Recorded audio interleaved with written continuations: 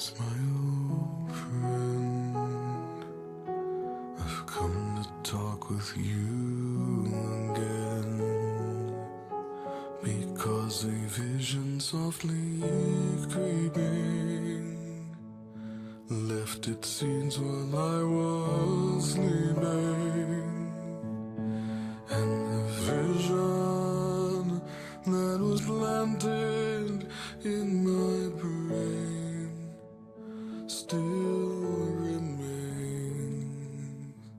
within the sound of silence. In restless dreams I walked alone, narrow streets of cobblestone, neath the halo of a street lamp, I turned my collar to the cold and damp, when my eyes were stabbed by the flash of a neon light that split the night and touched the sound of silence. And in the naked light I saw 10,000 people, maybe more, people talking without speaking, people hearing without listening, people writing songs and voices never shared, and no one dared disturb the sound of silence. Fool, said I, you do not know. Silence like a cancer grows. Hear my words that I might teach you. Take my arms that I might reach you. But my words, like silent raindrops, fell and echoed in the wells of silence, and the people bowed and prayed to the neon god they made, and the sign flashed out its warning, and the words that it was forming, and the sign said the words of the prophets are written on the subway walls and tenement halls, and whispered in the sound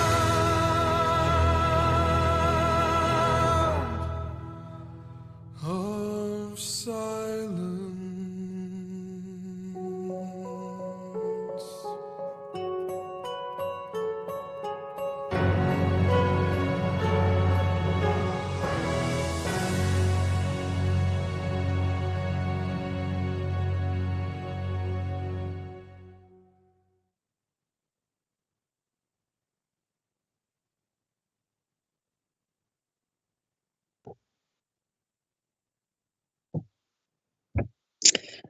Welcome, everyone, to my show, Rantings of a Blackbird, Decoding the Nature of Reality from the Outside In, found here only on peopleforpeople.ning.com. My name is Raven, and I am your hostess, and I'm going to tell you, hey, do you guys like that? Wasn't that a great intro? I'll tell you what, that was real powerful. And I have to put a thanks out there to Gaz, my producer, for putting that video together and getting that on, because it has a lot of meaning, I think, for me and for all of us, when we really take a look at the words and listen to the words of that song, and then the images put up to it. So thank you all thank you, Gaz, for putting it together. And I hope you guys liked it. But anyways, tonight, you guys, we've got a good show lined up here. I'm really excited about it. And before I get into it and introduce my guest, I do want to thank PFP for providing us the space and time to share uncensored. Again, to Gaz, my producer, and V, our moderator. Together, they make this happen. So let's give them a big thanks. And please note that peopleforpeople.ning.com is volunteer run and supported. So if you can, shoot PFP a donation to help us all stay on the air, uncensored, bringing you all great content every day. So the donate button is at the top left of the page on ning.com. If you could drop off a few bucks there in gratitude, or on the Rumble site, you can do a $5 subscription, monthly. So anyhow, big thanks, you guys. Now, the other thing is that the people who have signed in are joining the chat. For all of you listening out there, if you haven't signed in, then you can't join the chat, but there's a live chat going on. If you sign in, you can join in on that. You can share with others. You can post questions and that sort of thing and interact. So for those of you that have signed in, going to do the chat, please note, if you have any questions, put them in caps, put them in all caps. But tonight, because I have a guest on, if you have a question of me or of my guest, then please put their name in there so that I can direct the question and have it answered appropriately. Okay? All right. Next image, please. So I have to tell you what, really excited about this, because tonight's guest is my friend, and I call her my sister journeyer, Nathalie. I'm going to pronounce it correctly, Nathalie Vanelslande. Okay, so many of you know her from Facebook and also YouTube. I met Nathalie online on Facebook a couple of years ago, and I have to tell you, I was intrigued by her work as a decoder. And because I'm a decoder, as you all know, so we both decode very different, with very different styles, and we do things on different topics.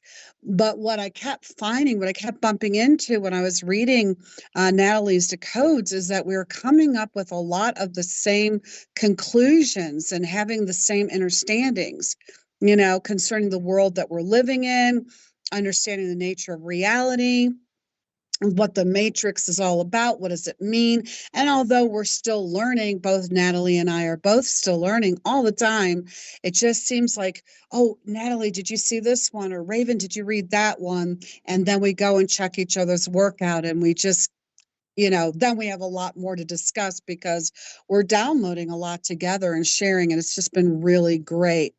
But before I introduce her, what I would like to do is I'd like to kind of tell you a little bit about her for those that don't know her and those that do, but I haven't had a chance to get to know Nathalie on a little bit more personal level.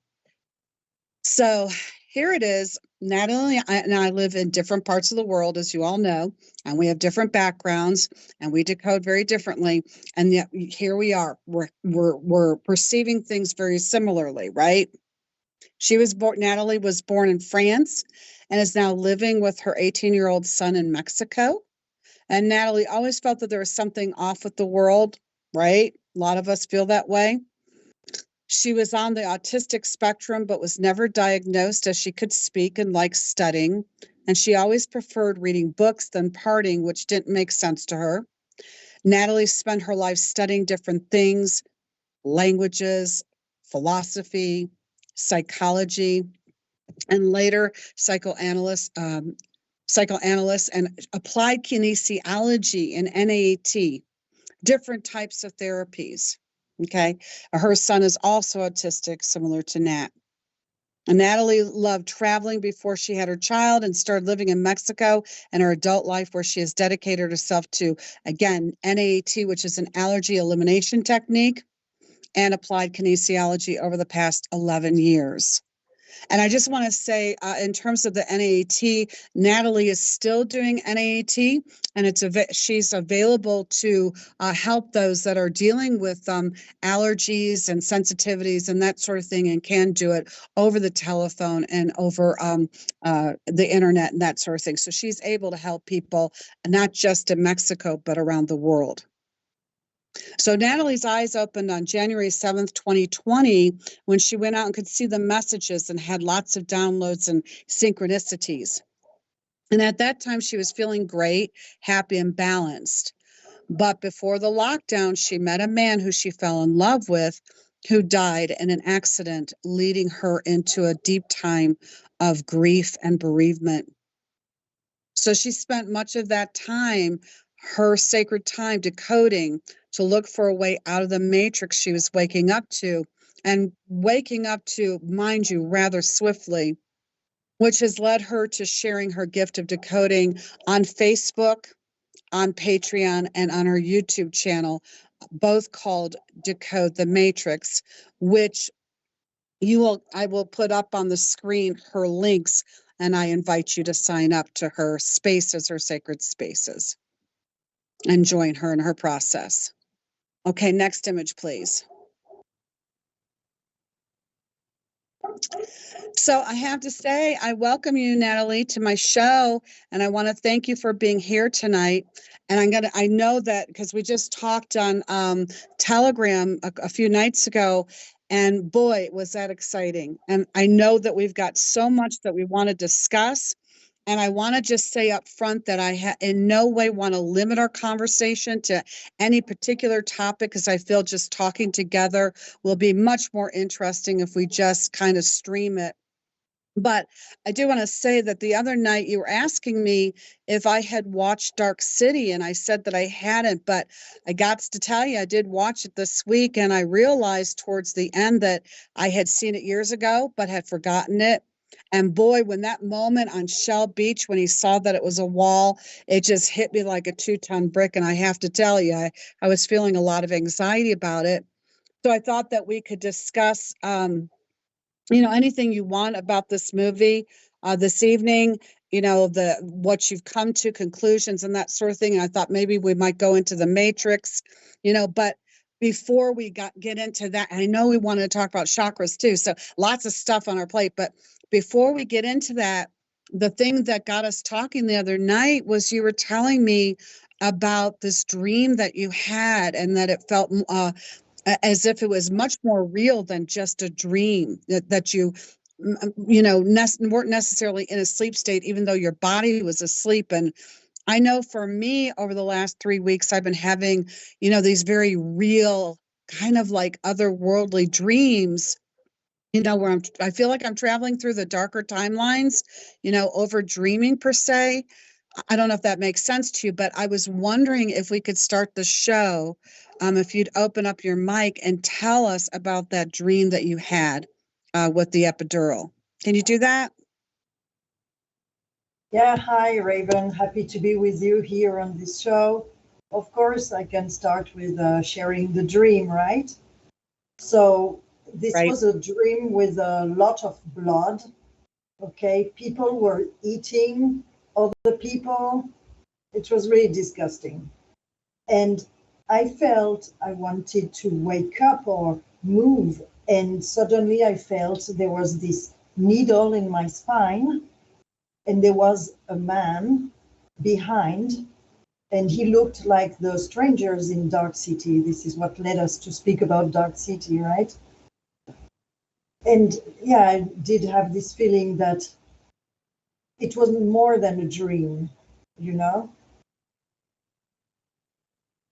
Do you feel like when you're feeling into it, are you feeling like maybe we shifted time, you shifted timelines, or that maybe there was some sort of interdimensional interplay with you, or past, present, future going on? What do you feel happened?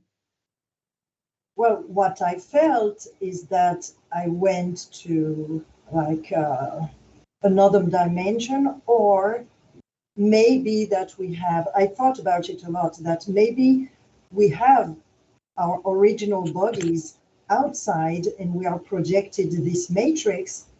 And because this thing in my spine, like a peridural, or I don't know if I pronounce it right, peridural. And when I wanted to wake up and move, the man started moving the needle as if he wanted to keep me there or not letting me go, right? And the pain was terrible, and that's what made me wake up, you know? And when I went back to my physical body in this reality, the pain was instantly gone, but the pain there was so real. Did you ever tell me, or did you see the who the man was, who the person, or was it like a shadow? It was like a little bit more than a shadow. It was like I felt it like somebody experiencing on me, having this needle, like this epidural, on my spine, and like a crazy doctor scientist. And I thought about this scientist in the movie Dark City, you know, because they put memories inside people, they inject them, and I felt he wanted to keep me under this illusion, or maybe they drug us to make us dream this reality. You know, you said that to me the other day, and I have to tell you something, because I was thinking about it, right? And you said to me, do you think that maybe they're drugging us in that other reality? And I was, you know what it triggered in me, Natalie? It was when I was a child, feeling as if I was always inside of a dream here. So I was moving through dream time where my feet weren't working correctly, and I would bump into things and trip over things because I felt like I was always in this dreamlike quality. And when, you know, the saying that we were a dream within a dream, that's kind of poignant to consider the idea of being in a pod, or in another situation. You were talking about the island. I was looking at those images, you know, where we're kept in a state of twilight or unconsciousness, and then expressing ourselves through projection into this realm and this reality. And but I couldn't figure out is if I was having that as a child, feeling that way, and it was a part of this kind of awareness that we're talking about, or if again it was, as I talked the other night on the radio show about the vaccines and what is happening to us, you know, not only physiologically but in our bios field as well. But do you really feel that there could potentially be that we could potentially be like the Matrix, like Neo was in the pod, completely unaware? Yeah, I'm tending to think more and more about this. You know, there's a reason why they show us that on movies. You know, they always show us truth in movies. It's very scary, actually, but they do show us in more than 2 or 3 movies. And what you said about the hologram is very interesting, the projection, because apparently we are just our consciousness projected inside this reality, this matrix. So it's, to me, I think it's very possible we have original bodies outside this reality. And this is what I felt in this dream. I never felt so close to disconnect from the matrix. But then boom, the pain started. This man started moving these needles, like adjusting the needles, moving from left to right, and it was so painful. And maybe he injected something that maybe come back to this body. So that would be the question I was going to ask, because you know, I know where you've been at recently and really expressing how you have disconnected from this realm in a very big way.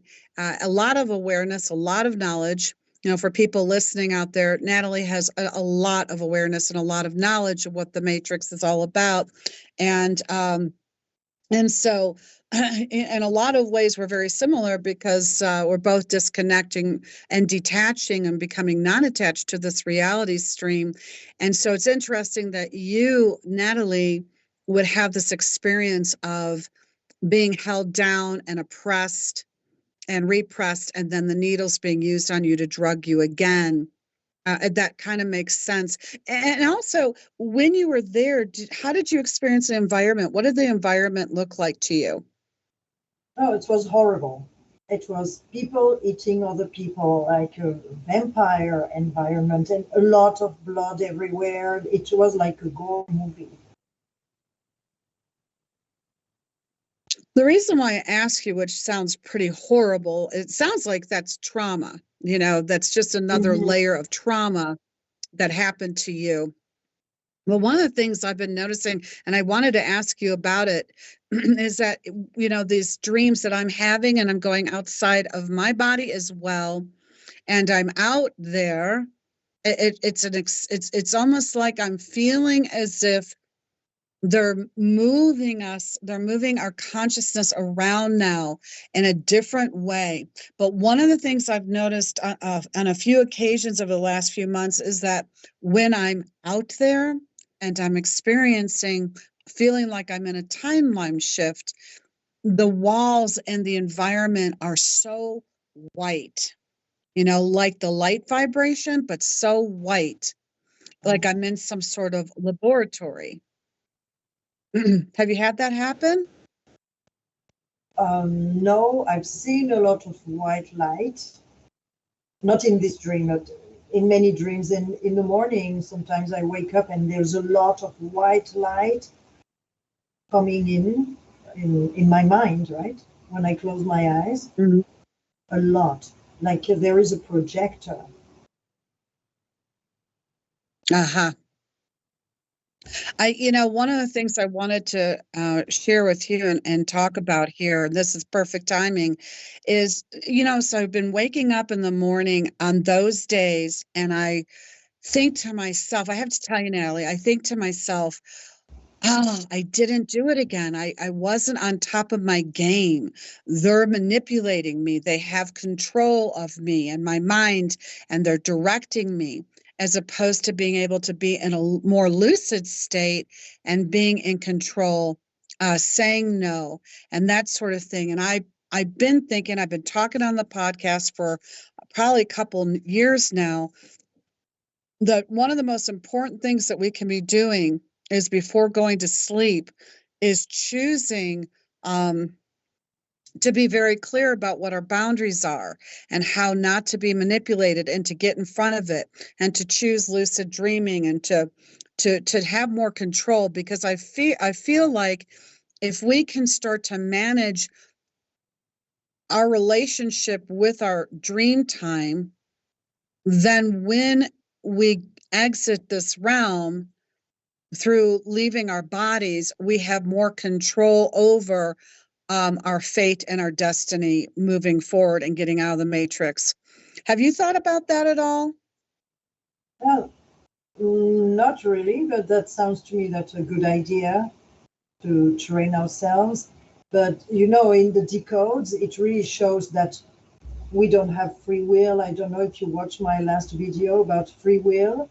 I showed lots of movies that tell us that we don't have any free will, and they do manipulate us. And I think that even when we exit our body, we are still in the matrix. The consciousness is still trapped and directed into the next body, right?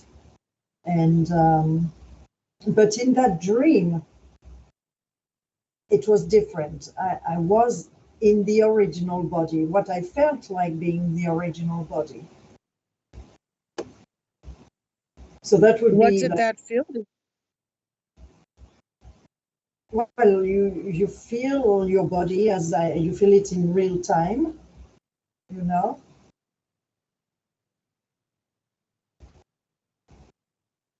So when you were there in that space and you felt like you were in the original body, did you feel like you were just under total restraint at that point?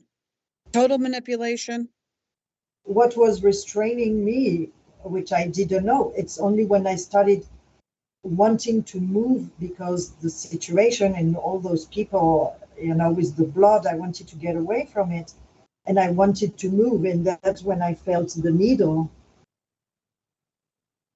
And this man manipulating the needle. Mm-hmm. Well, it's interesting because, I too talk about how the 3D is inside the Metatronic cube. And it's interesting because because so many people are talking about, all this ascension, stuff. And, once we get to 5D and blah, blah, 12D, etc. And I just keep trying to tell them that anything about dimensional reality remains inside the Metatronic cube. And so you're still wishing to be inside the cube itself under the control and the lack of being able to have and use your own will. And so, in terms of being able to get out, do you feel that there is potentiality of getting out of here, whether we have free will here or not? Well, I do hope so, at least. I felt I was very close when I had this dream. I never felt closer ever, to disconnect and wake up to the reality. But now, many people want to think, oh, yeah, it's going to be beautiful out there. Or some people believe we are spirits. But what is spirit? This is an interesting topic. What is spirit? Is it our consciousness? And our consciousness is trapped in the matrix. And so if the reality outside, we are in pods or we are some way attached in drugs, then when we wake up, we will have to be to defend ourselves from the entities holding us. That I feel like they look like those strangers in the movie Dark City, and they are vampiric. And something came to my mind also, which is really crazy. It's just a possibility, right? But what if they feed off trauma and they feed on our blood, and does it taste better if we have trauma? Well, it goes to that whole, of course, the adrenochrome horror that they're putting children and people through. But absolutely, I have to say that, that whole idea of them being vampires is very real and a very accurate assessment. There's so many movies and plays about that because they're and they romanticize it, don't they? They romanticize the vampire, the Count Dracula. And interestingly, when I look at the word, I just wrote the word down, and I've done this before, but the word vampire, you take the V off and you put put an E instead of the A, and you've got empire, right? So you've got the empire, the vampire. Yeah. And then you've got the PIRE. Just take the PIRE off and then change the I to the Y. You've got the pyre, which is fire for hell. And then you've got pirate. So you have the PIR and then the E at the end. You just need to add an AT. You've got that pirate. And I've talked about in the pods and everything that the pirate is the same as a parasite. It's got the same letters in the word parasite. So the vampire is that. And I think you and I touch on the idea of the disease porphyria? No. Where the vampires cannot go out in the sun because they have Oh, pyphoria. yeah. Mm-hmm. So they can't, they have a disease of the blood. Of course, they have a Oh, different blood. yeah, Yeah, interesting. yeah. Yeah. So here's the thing, Natalie, I got to tell you about this and then hear your feedback on it, because the whole thing about pyphoria is that they cannot be in the sun. If they're in the sun due to the blood disorder that they have, they become very sick and they can die. So what I find, and I want everybody to hear me on this, is certain medications. Remember, they write on the medications, if you're taking this medication, don't go out in the sun. And what they're doing is they're putting in whatever contaminant, whether it's chemicals, heavy metals, goo, prayer, occult black magic on it, what inside of it, whatever. But people that are coming off these medications oftentimes have a form of pyphoria. So then we cannot go out into the sun. If you go out into the sun and then you urinate, your urine goes from clear to maybe a soft yellow, which is normal, to orange, red, and even purple, which is what happens to the vampires. Their urine turns purple.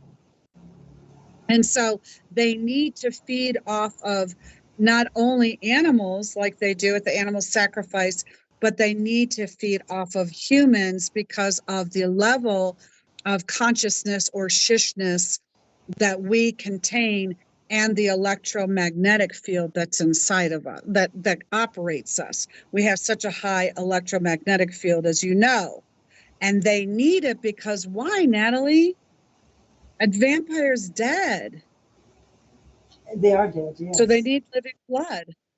Yeah. So please respond to that.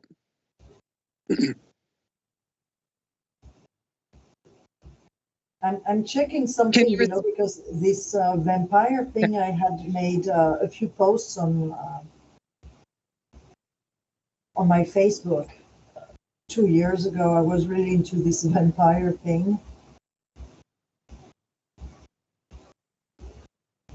Yeah, and that's what I want people to really understand while you're looking up something, is that people, Oh my God. they put all of these things inside of these ideas of movies and shows, and they have the monsters, and they have the Addams Family, and they have Frankenstein and Count Dracula and all sorts of things, and we look at it as a sci-fi entertainment.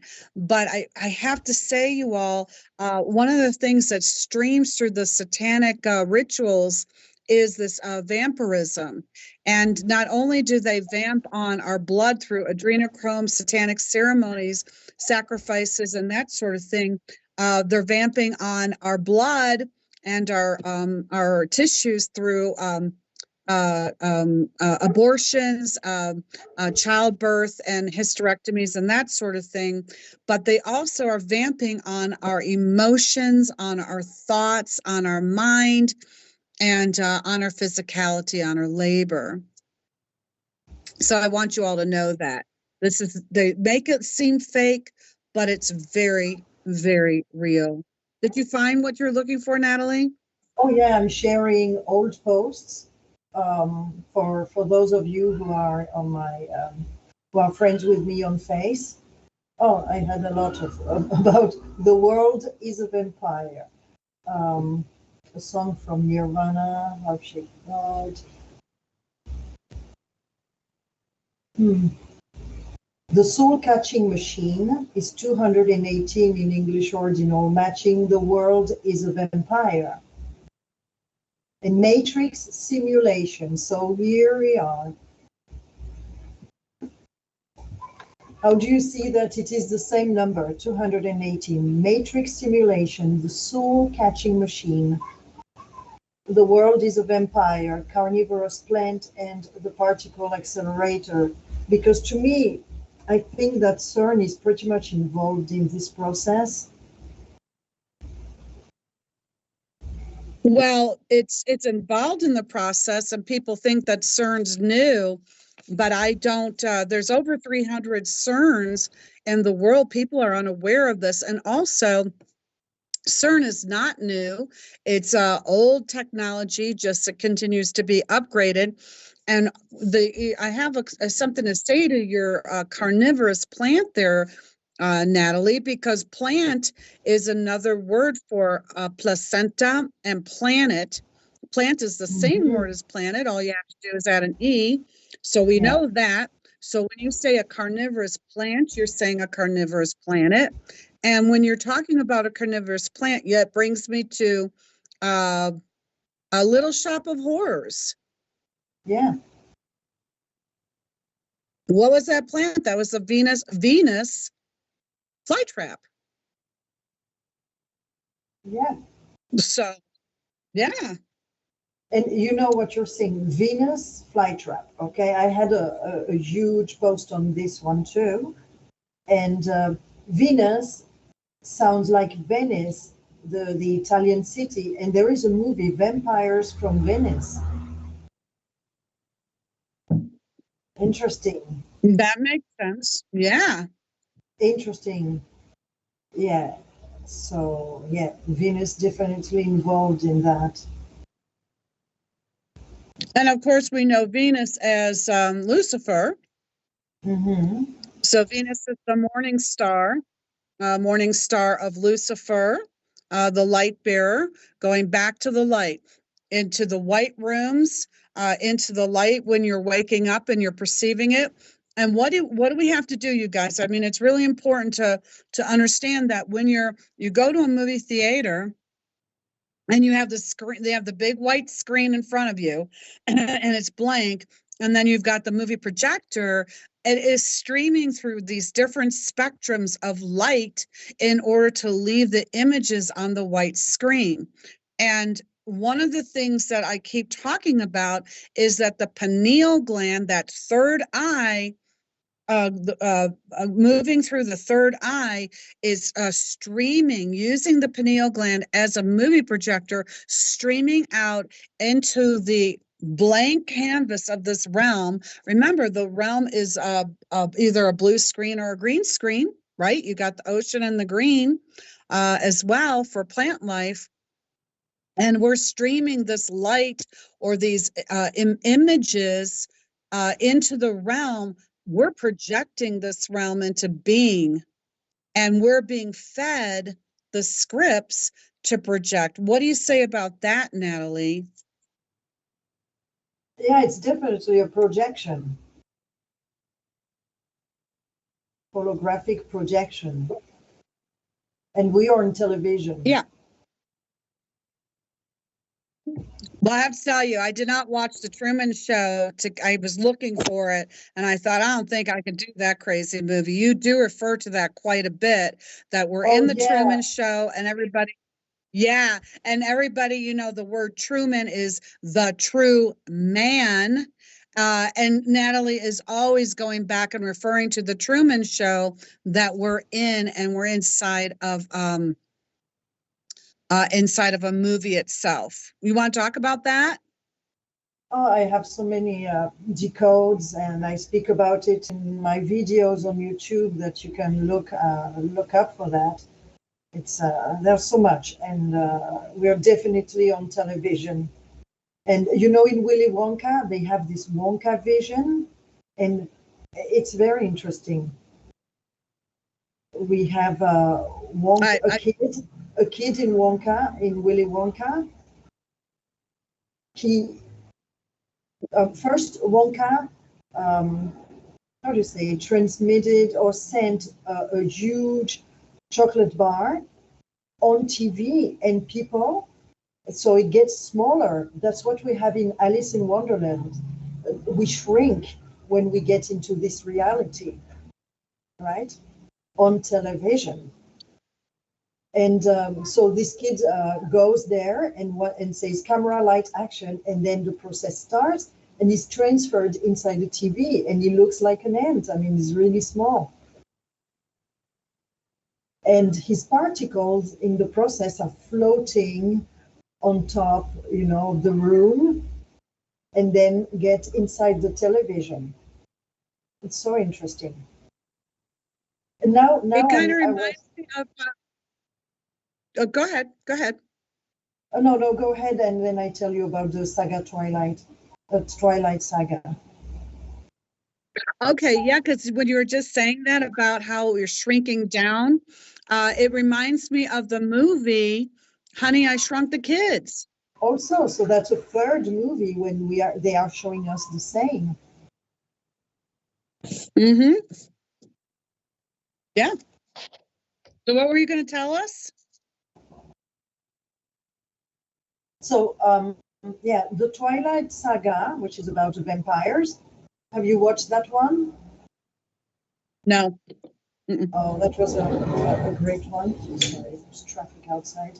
So, the Twilight Saga is 169 in English ordinal, and this number is square root 13, and 13 is the Death Tarot card.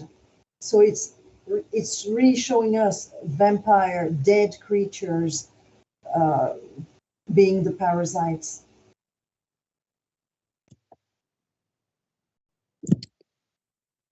And in Chaldean we have So that 49. In Chaldean we have 49. 49 appears at the 57th digit of pi, and 57 is elemental lanthanum, and 57 is the Truman Show. isn't it interesting? And we are always going back to the Truman Show. It's amazing. And Harvest Moon. And this is another topic that they told us we are on Earth, but Earth is a crater on the moon, and it's a whole a very huge rabbit hole, Sulpicius Gallus, which is the same as this 57 lanthanum element. And in lanthanum we have end.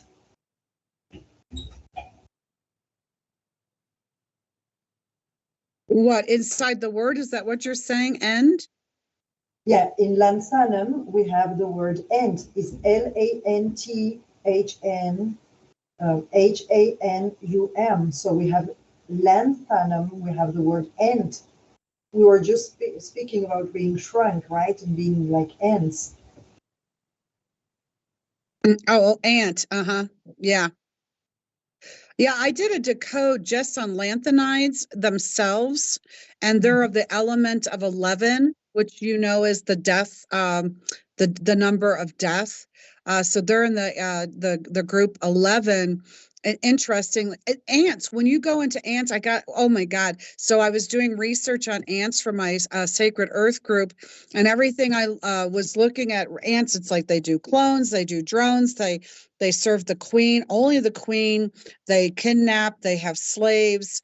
They don't have, what is it? They don't have stomachs. They don't have heart. They just don't have much of anything, and yet they are more powerful than a human could ever be. So it's interesting because I feel like we're not looking at the whole insectoid part of this picture. Of the ants, the mantises, the wasps, and of course the bees and that sort of thing. They play an integral role, having nothing to do with humanity or nature, but more to do with the parasites itself. I don't know what you feel about it, but I feel that the ants hold a very big key to all of this. And it's got lanthanum has ant forward and ant backwards.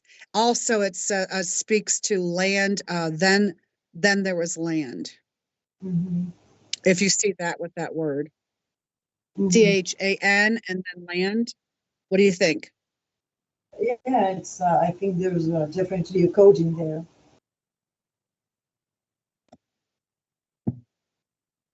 So we talk about crater on the moon. I think that you and I could probably do 10 shows just on the moon itself, discussing that. Mm-hmm.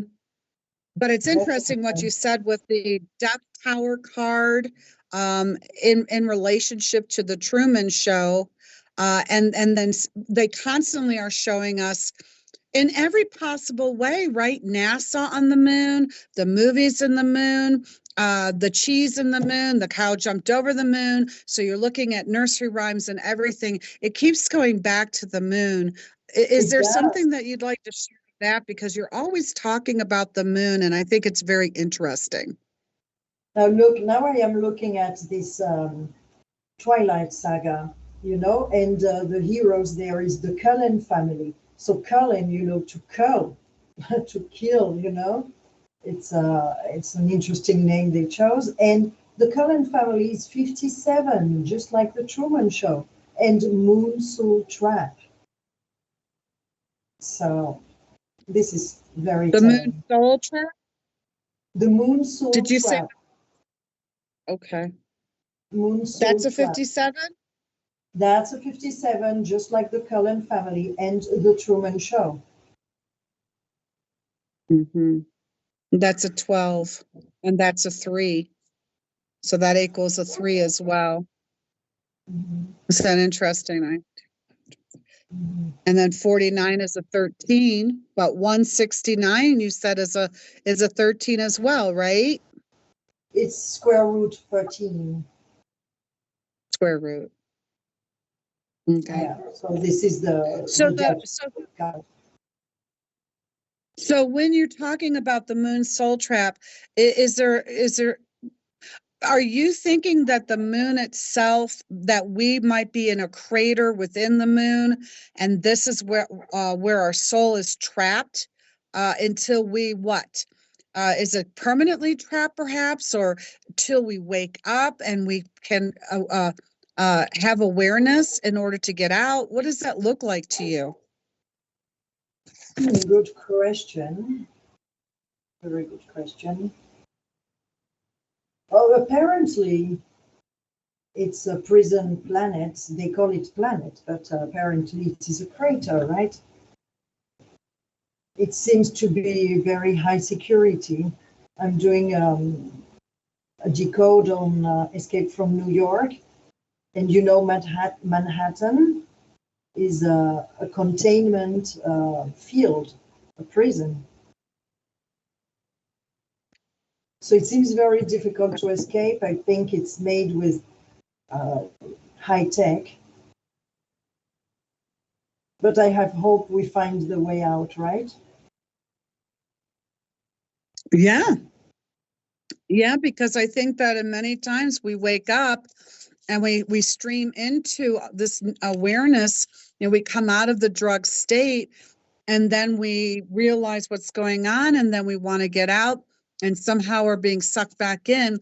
And the thing is, we get sucked in by the programs. We get sucked in by different programmings that the religious program, or the Save the Earth program, or Save the Children, or Save the Animals, or become more spiritual, or have more knowledge. I mean, there's so many programs that they have, that when we cross over, it's almost like, pick your program. Here, do your life review. Let's show you the karma that you've earned again, and we're going to send you back in. So here, pick your program. Yeah, if they try, Right? I will say there's no karma, because it's a scripted reality. You make us do things, and then you want us to feel guilty for it. So that's not going to work anymore. And this is why this is why there is the amnesia that happens, so that we can get suckered back into karma. And what I know you're going to shake your head and smile and go, yeah, because this is what the whole New Age movement was about, was to get people to take that Buddhist notion. By the way, Buddhism also is a very it's a fallacy of spirituality in a lot of ways. Not in all ways, but in a lot of ways. And they merged that into New Ageism, so that we would all, not just the Buddhists, not just the Tibetans, but all of us would get on board with the idea of karma, dharma, and the reincarnation cycle. Yeah. Want to And come back again, right? And also many people agree, thinking the earth is a school, and they will volunteer to learn more and come back here, No, this is terrible. Well, for all those that believe that this is a university or this is a school, I have one thing to say to that, is how can it be a place to come and learn anything if you're going to be mind wiped and lose it all? So then you have to come back and do it again. That's called gaslighting as through narcopathy, right? Psychopathic gaslighting. Yeah, I totally agree on that. It's impossible. I mean, if you go to school, you know what you are learning, and then you have your exam, you know, but you cannot be in a school without knowing what you came to learn. It's not logical. It doesn't make sense. Exactly. And so the question is, what did we come to learn? What did we come to learn, Nathalie, here? If we go on the model of this is a school for all of us to grow and learn in, what did we learn? Not much. I mean, I don't see much. People think they learn things, and okay. I mean, I think we get tortured here, and they tell us it is for lessons to make us accept this fact. It's like religion, you know, you suffer on earth and you will go to paradise, paradise. Doesn't make sense. And I No. always, And by the way, go ahead. no, it, Go ahead. you know, I'm very detached from the matrix. I know what it is. So I don't get really thrilled about anything here anymore. So, but when I see what we call NPCs, right, or non-awakened people, they are in such a different state of mind. And if you tell them what the world is, they look at you like crazy.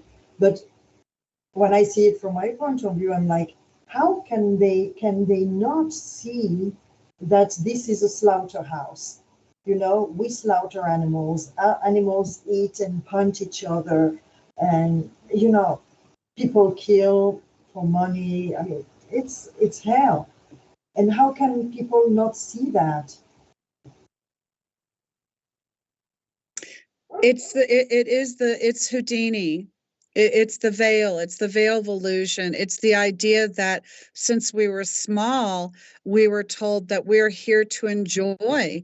We're here to have fun. We're here to have pleasure.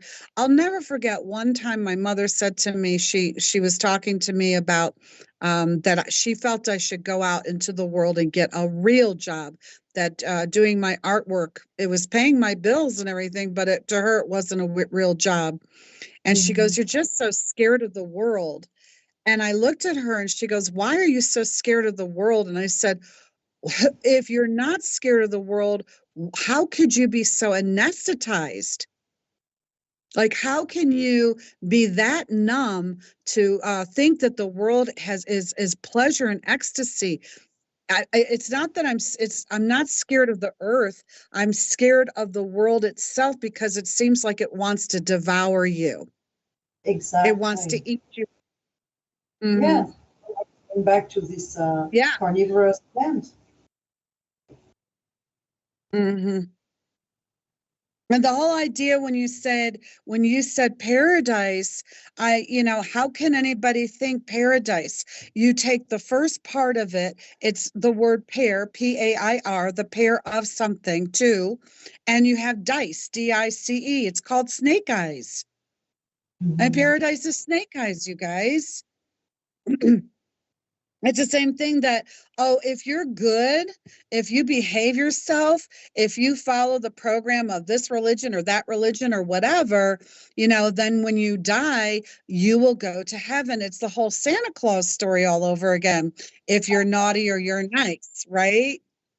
So, if you die, you go to heaven, but the word heaven means to heave. It means to heave. So, what's heaving? Heaving is a form of very violent, chaotic creation. So where's the peace in that? And people Wow. say, well, I don't want to go to hell. But what do you think hell is, Nathalie? chaotic creation. It's exactly what it is. You know, I always speak about the 8-pointed star. It's in so many movies, in the Wonka movie, it's everywhere. Which is the last one I was working on. It's full of 8-pointed stars. Total Recall also.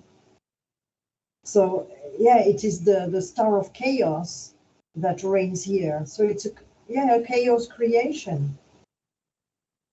Exactly. And so when people are saying, well, I want to go to heaven, I go, well, so you want to be heaved back into the chaotic creation. That means that you're going back into, right? You die, you do your life review, you do your karmic assessment, you're back into the retention center, and then you're back through the recycler into reincarnation yet again. Yeah. And the 8-pointed star is also CERN. Oh, is it really? Mm-hmm. Does that have to do with Shiva? I do think so, yeah. Mm. And Kali Ma? Yeah. Kali, Shiva, it has to do with all the resets. And so for everybody, to remind everybody that the eight is the infinity sign. And the infinity sign, yeah. And right at the center is the X. X marks the spot right in the center of infinity. And X is the Osiris, which is the death marker. Yes. It's always coming back to death. You're always talking about that. Do you want to go into that a little bit? You know, it's how it's always talking about death. Go ahead. Oh, I have many videos on it. You know, people can go to my channel, Decode the Matrix, and they will see everything I have put there. And one of my videos, I don't remember which one, showed that what runs this planet is the Holy Death. In Mexico, they worship it under La Santa Muerte. And people are so attracted to it, you know? I mean, it's everywhere. Did you In say the occult. Holy Dead? Did you say Holy Dead? Holy Death, the Holy Death, which is the Grim Reaper in the end, but they present it as a feminine figure, the Holy Death. In Spanish, La Santa Muerte. So when you look at the word holy death, you guys, just so you know, for out there, you can write that down on your paper. You've got holy is if you take the HY and then you do the LO in two separate words. That's called the high low, above and so below. And the word death has the word eat in the center of it. It's to eat from us. Yeah, disgusting. That's my conclusion. Yeah. Well, they do tend to, I mean, you know, when people are dying, there's very rarely do people actually die from natural causes anymore. It's from some sort of accident or some sort of violence or disease or, you know, pharmaceuticals, you know, drugs on the street, whatever. You know, there's these, it's always some sort of a shocking death, or it's some sort of experience that causes trauma and fear or disorientation, so you never get out of here, like on morphine and that sort of thing. Morphine, Morpheus, being asleep. Mm-hmm. Exactly. And so they're always eating from us. So even in death, they're eating from our energy. They're eating from our loose. They're eating from our fear and our suffering. You know what I'm thinking about now? I'm thinking about Voldemort in Harry Potter and the Death Eaters. You'll have to explain a little more, because you know what? I don't know that show or that movie. You I never haven't watched. Oh, Harry Potter. Oh, it shows so many things. It's amazing. Well, in Harry Potter, there is Lord Voldemort, and basically he's dead. And he's followed by people, by wizards. And he looks, now that I'm looking on at his picture, he looks like the strangers in this movie we talked about at the beginning, Dark City. You look at the guys from Dark City, you look at Voldemort, it's the same kind of entity. Can you, Is it no, is white, vampiric? is Yeah, he bald? Voldemort. Yes, of course. Mhm. Interestingly, when you Harry Potter is Uh-huh. you're talking about I don't know what you said about the death creatures or whatever you can say again, but the word Potter is Potter's Field. It's a graveyard, you guys. Yeah. Death Eaters. Death Eaters. Death Eaters. They are the followers of this Lord Voldemort in Harry Potter. I Okay. don't know. Yeah, that's totally it. Vampiric beings. Well, Natalie, one of the things that when you're, and I'm going to go to Dark City here in just a moment and take us there, but let me say this. You're talking when I was asking, are they bald? And the reason why I asked that is, okay, they're all white. That means they don't have blood, right? Uh-huh. They're always older. They're always aged out because they're dead. They don't have Yeah. life to plump them up, and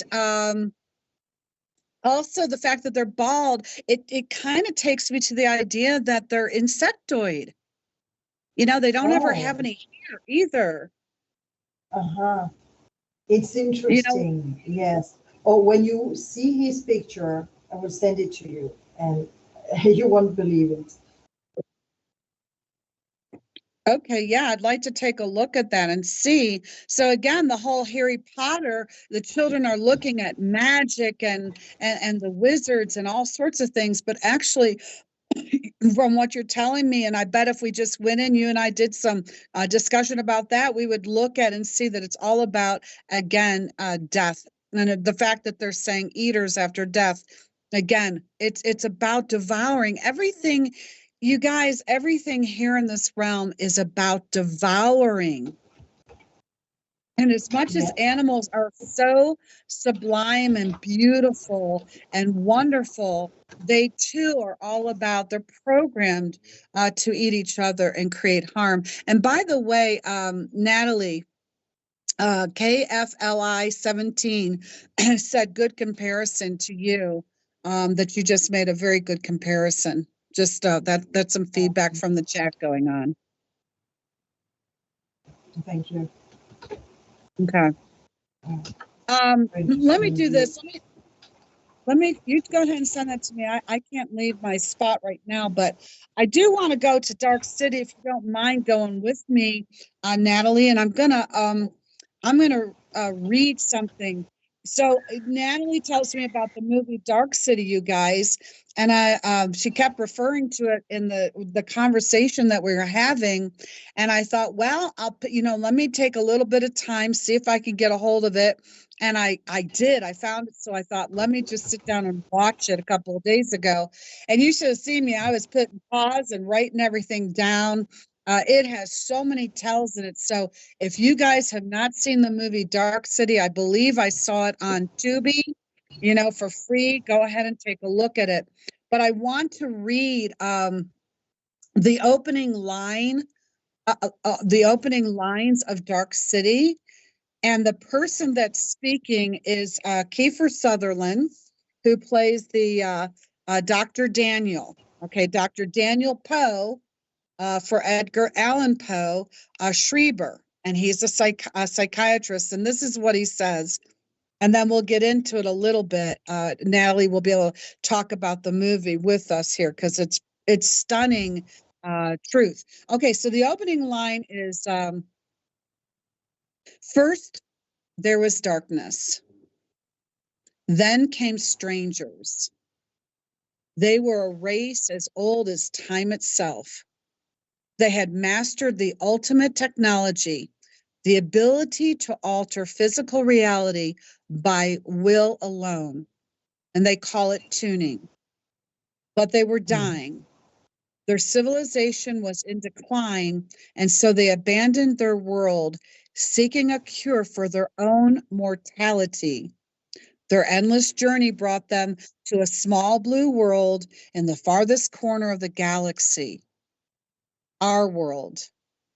And here they thought they had finally found what they had been searching for. My name is Dr. Daniel Poe Schreiber. I am just a man. I help the strangers conduct experiments. I have betrayed my own kind. And it's also it goes on to say, let's see, I've got a mark here. Oh, you know what? I'm going to stop right there because there's different parts of this movie that really give a tell. But this whole thing called tuning, you guys, it's about being able to take the mind, particularly the minds in a collective, where the strangers would get together every single day at midnight, okay? And they would tune together by clicking. They were making clicks, and I have to say, I don't know. There's some background noise, Natalie. I don't know what's happening there, but these people would. They weren't people. They were like parasites, and they were all in the circle, like in a circle, like a wheel. And they were looking at a clock because they worship clock. And at midnight, they would tune by clicking. And they would click, their mouths clicking. Interesting with that, because what do crickets and grasshoppers? I know they rub things together, but it has these kinds of tones that they were making that lowered the vibration. When they did that, they literally changed the entire physical reality that these people were living in this city called Dark City. And they would change the reality, and they would change people out. They would kidnap people, and then they would drug them and place them in a different reality with a different name, different relationships, jobs, and everything. So when Natalie was saying earlier that you don't feel like we have any will, right? We don't have free will. You were saying that, Natalie. In this particular movie, they were showing humans had no free will, only the strangers had the free will. And so what I read to you when I saw that, when I read or saw that in the movie, I had to stop it and write it down, because what it's saying is that the strangers are a race as old as time itself, because they created time, and they are dying, or they're dead, and they're trying to survive. They're trying to beat their mortality back. And so they're using humans to do that. Natalie, what would you like to share on this movie, please? Okay, there's a lot in this movie. You mentioned Shell Beach, right? Shell is interesting. People in a shell, ghost in a shell. Okay, and so this is also Venus in the shell. You know the painting from Botticelli? Mm-hmm. So yeah. This is again something related to Venus. And then Shell Beach is 35 in Chaldean, and it matches hypnagogia, REM sleep, simulation, incarnation, clockwork, evil entity, and telepath, which is what those creatures are. Shell also, for everybody to know, the word shell actually is two things. It shows, if you take the S and put it at the back end, you've got hells. Shell shows that this is hell. And also it's another word for Sheol, which is the Hebrew word for hell. Sheol.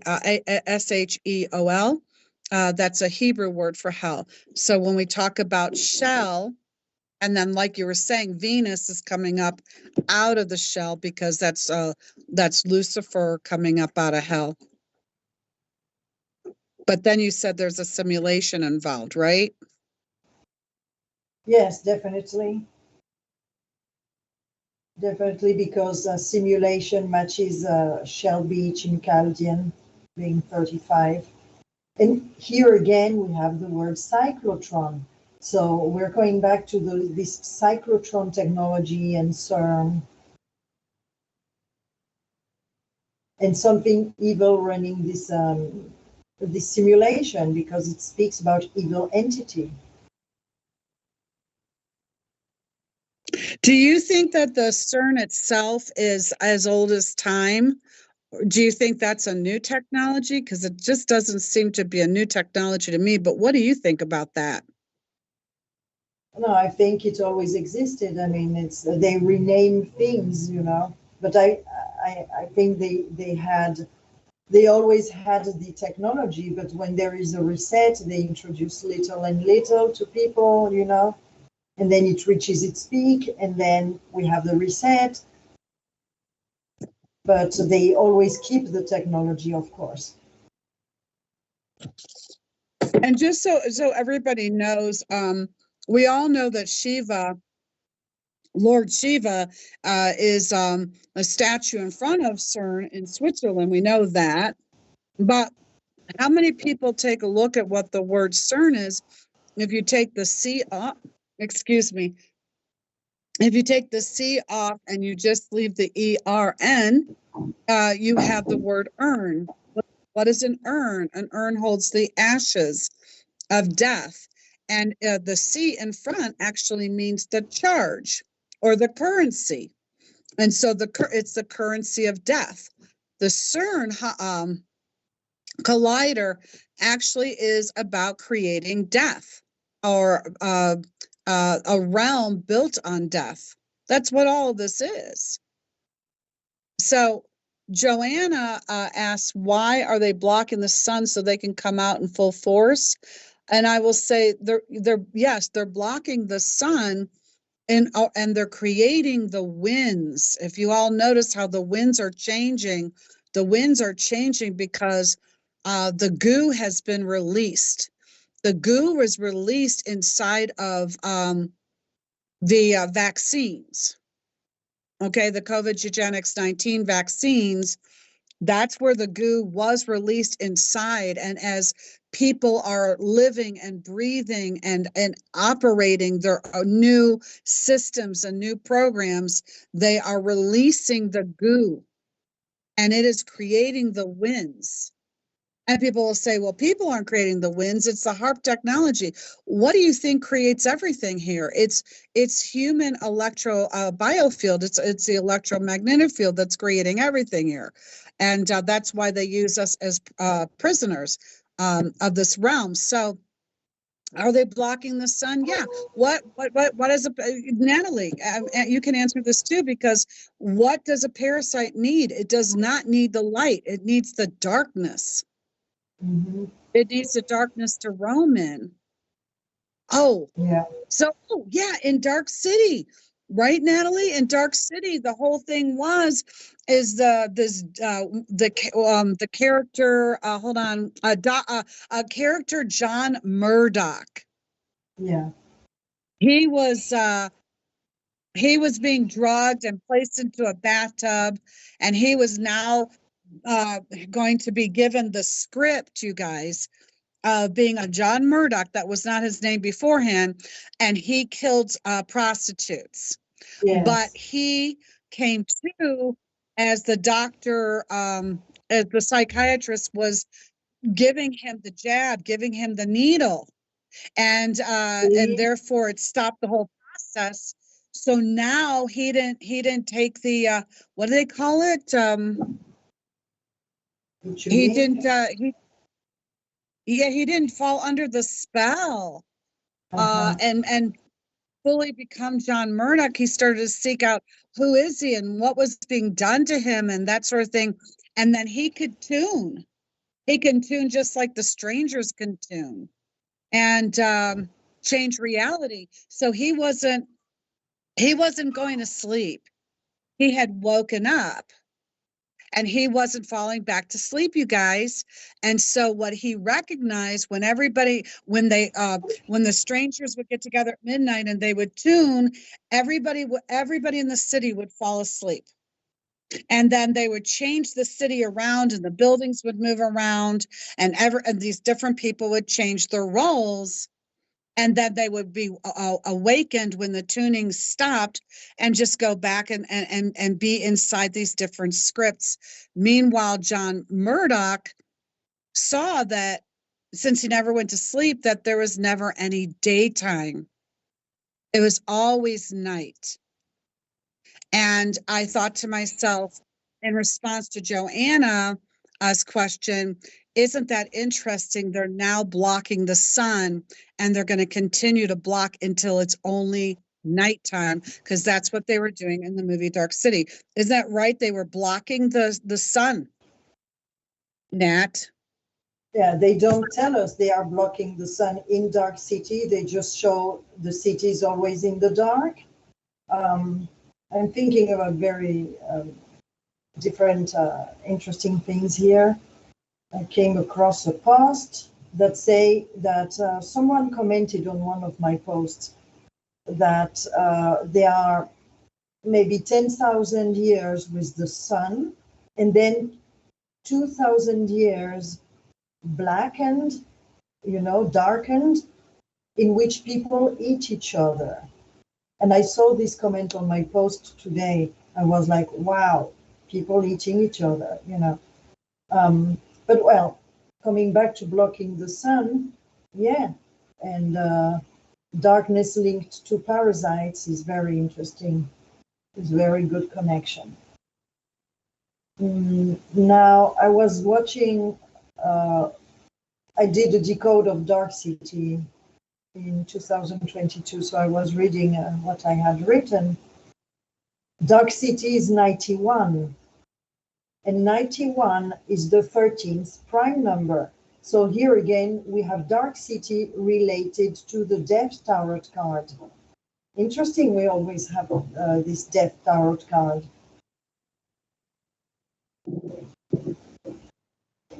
And Which 18, also, okay, go ahead.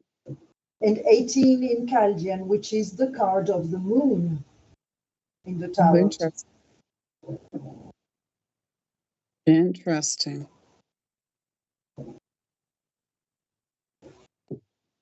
91, 91 becomes the 10, and 10 is the 10 of the binary code that makes up the matrix itself. Yep. And interesting, you've got the 18 for the moon card in the tarot, and 9 is the number of completion, and that is the reset itself. The moon has to be about resetting. It has not only to be in the crater of the moon. Crater. Oh, geez, Natalie. Crater is the word creator.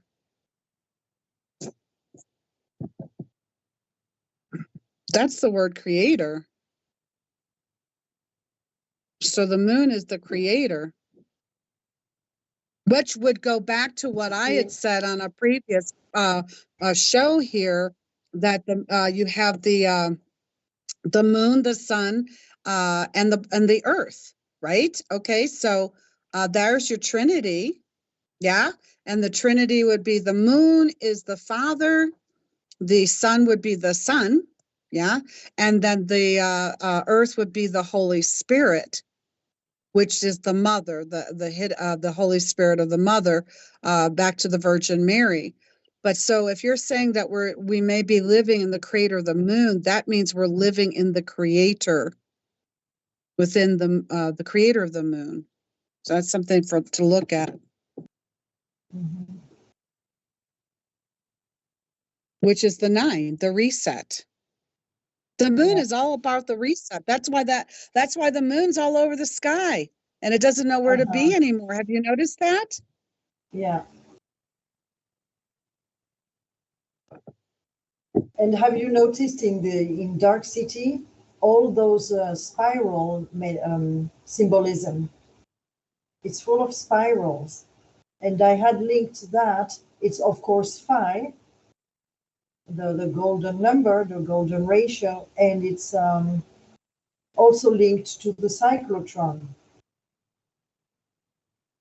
And we had cyclotron with 35 matching Shell Beach and simulation. Mm-hmm. Well, the golden ratio is the Fibonacci code, Yeah. The 369 Fibonacci code, you guys, and also when we do the Fibonacci, we all should know how to spell it at this point, and I always change the NACCI to Nazi because the two C's equals an X, and it's the Fibonacci sequence. So it goes back to the Nazis, which goes back to the Aryan, which goes back to Orion, and Sirius and Osiris and all of that. It always goes back into the circle of bullshit. That's why I call it the sacred circle of bullshit. And it was Walensky, the police detective who got in Dark City, you guys. It was Detective Walensky was on a case of the murdering prostitutes, and he woke up. I don't know how he woke up. I don't know if I got that part of the story, but he was awakened, and he was in a room doing all these spirals on the wall, always going into the Fibonacci sequence. There also was a spiral staircase that went down onto at the bottom. It was a black and white checkerboard floor, if I remember. And then he was drawing the spirals almost like bullseye.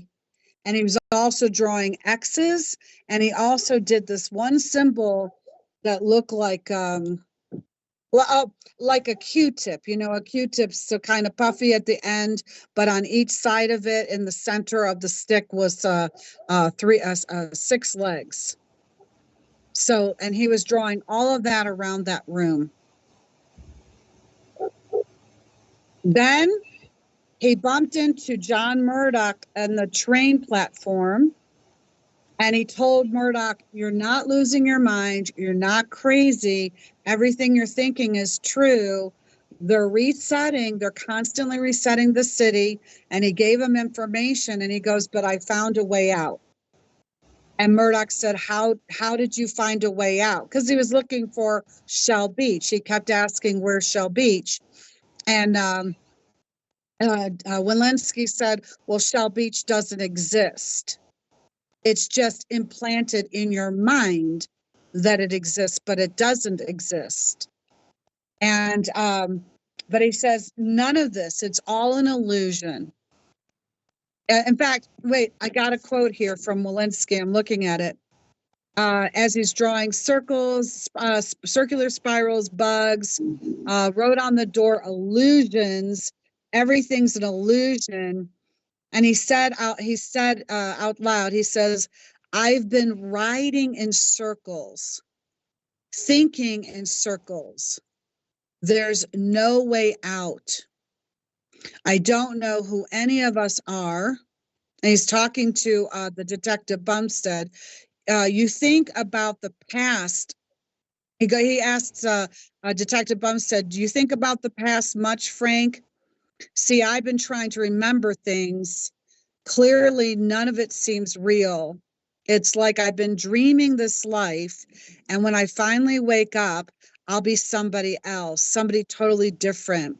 You see, it's all an illusion. It's all a joke. Mm-hmm. Wow. This is powerful, right? They're telling us in so many movies, this is an illusion, this is not real, it's a joke. In the last one I decoded is Total Recall.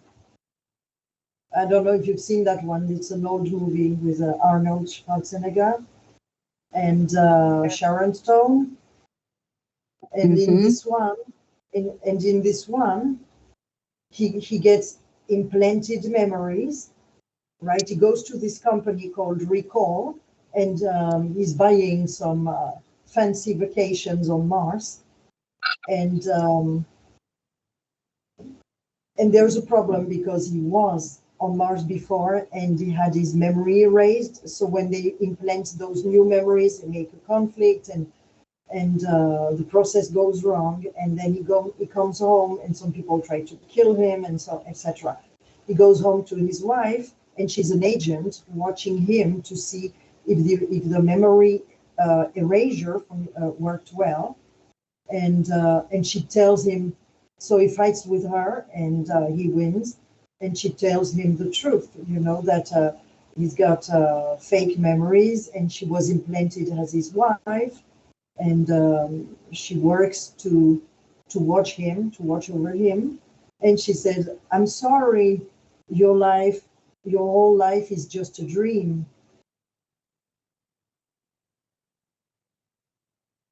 I'm really into these implanted memories lately, decoding that. Well, Because it's so this- important, Natalie.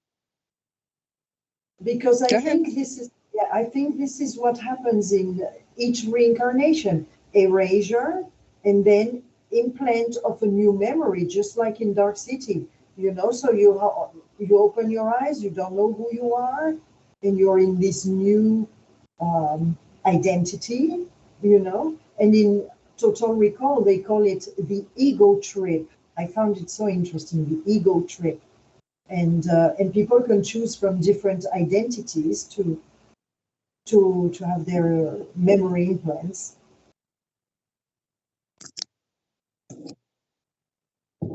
The ego trip is, I've always talked about how the ego, people are like, you need an ego. You don't need an ego, because in order to have an ego, it's to people, how do you have your personality? Well, that's the point. Personality is persona. It's a character overlay. It's not the true you. So Yeah. you don't need the ego. The ego is the virus, right? Yes.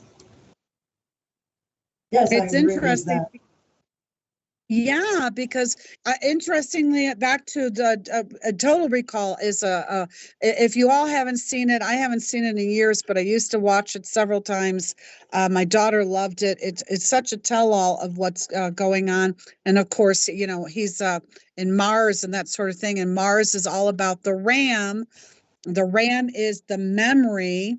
This is very important key, because in Total Recall, remember, he went to Mars.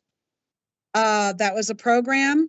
And then the Mars is the word RAM spelled backwards. So the RAM actually is the computer memory. It Or is the random. huh? It's interesting because a random access memory. It means that it's not a life followed by another. It's random. They put whatever memory they want, and it has nothing to do with your past life. And it shows that karma is bullshit. Sorry for the word. If our memories or new identities are random, like for example, now you're Raven and I'm Natalie, and we don't know who we're going to be in next life, maybe they can program us as a murderer or whatever they want us to be, it's horrible. But everybody would like to think, oh yeah, I behaved well in this life, so I will get a better one next, and I'm a good person, and da. But they put you this overlay personality, Well, it's so interesting that you say that, because I remember when I was so strong into the New Age community, and everybody was talking about, oh, what do you think your past life was, and so on and so forth. And I can't tell you how many people, female people, said, oh, I was Anne Frank. So many people thought that they were Anne Frank. Oh, So really? Oh yeah, I couldn't believe it. This so many different friends. Oh, I was Anne Frank. Oh, I was Anne Frank. And I'm thinking to myself, why does everybody feel that they were this character? Then when you wake up and then you're doing the research, you realize Anne Frank never even existed. It was written. Uh-huh. The diary was written by a man who is older. Uh-huh. So these are where we have to understand the overlays that are happening. And interestingly, back to Dark City again. I'm so glad you recommended that movie. But I don't know if you remember, the strangers were together, Uh-huh. also with Dr. Schreber, the mad scientist, psychiatrist. And that's all they were talking about was the memories. So again, it goes back to the RAM, and it goes back to random, and it's Mm-hmm. the strangers saying tonight's requirements are 12 family photo albums, 9 personal diaries, 17 love letters, assorted childhood photographs, 26 wallets, IDs, and social security cards. And they were all going through like this, picking these things out. And then Schreber, the psychiatrist, says these do bring back memories.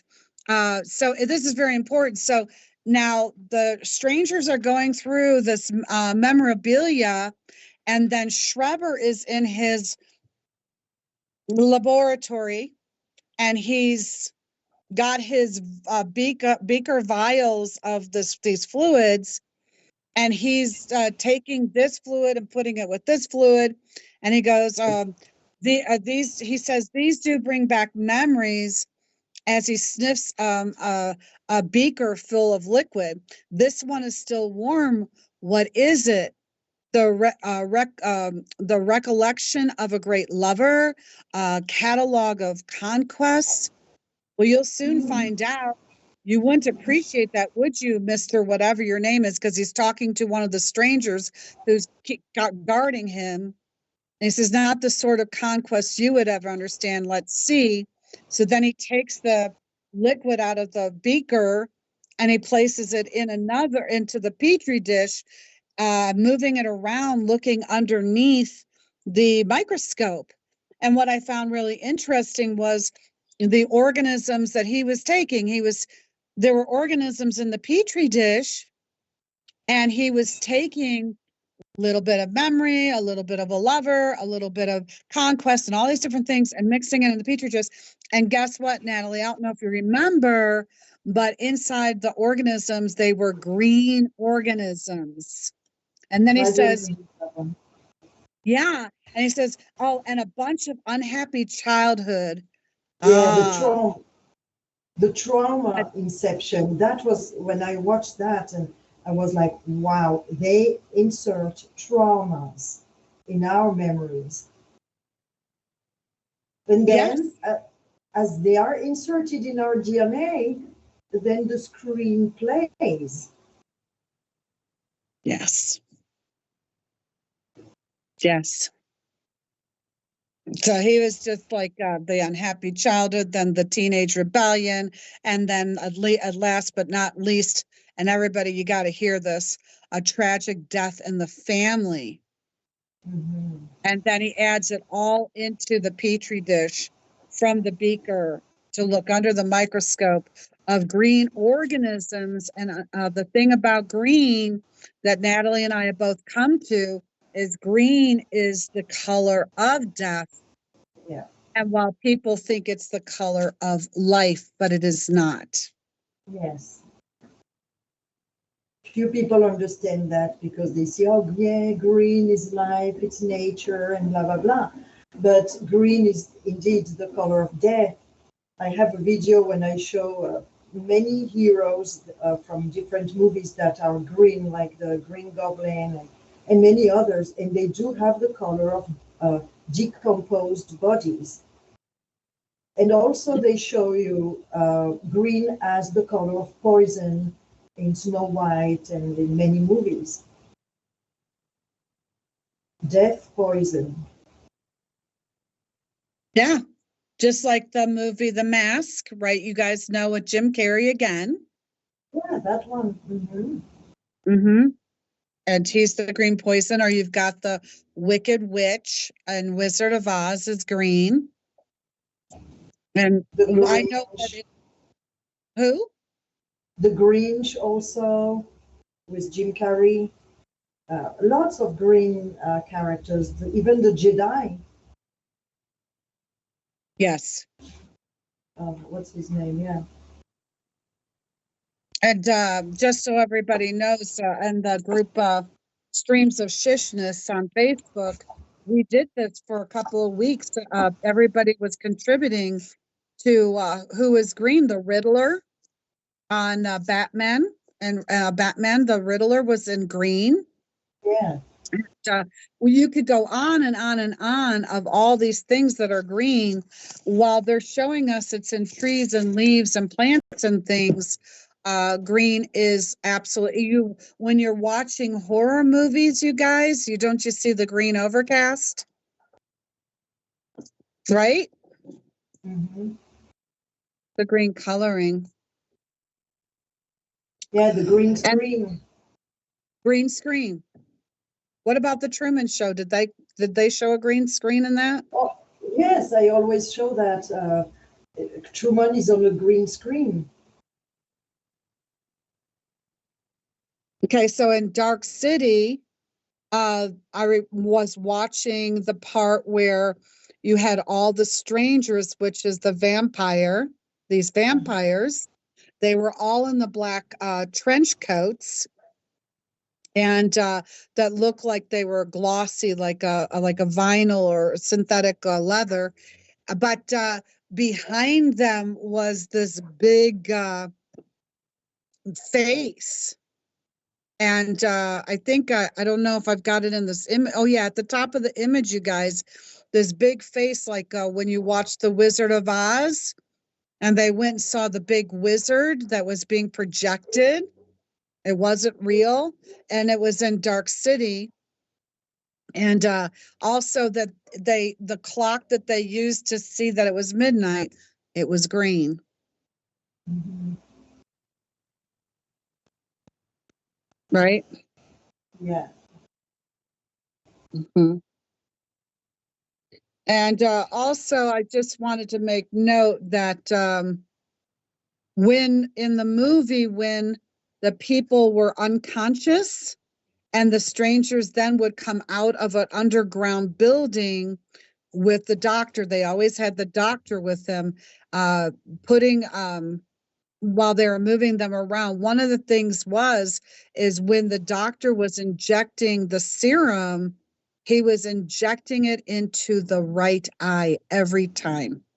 Oh, So when you're looking at the images where they're covering the right eye and leaving the left eye exposed, it's because they're saying they've been injected in the eye, they've taken the serum, and also it means the pirates, right? yeah. Yeah. Right. Now I'm thinking about something Mm-hmm.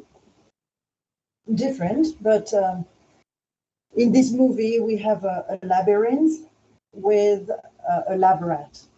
Did you notice? In the Dark City. In Dark City, because I'm looking at pictures, at screenshots I had taken at this time. Lots of spiral, of course, symbolism, and there is interesting, the ring of fire in the poster of Dark City.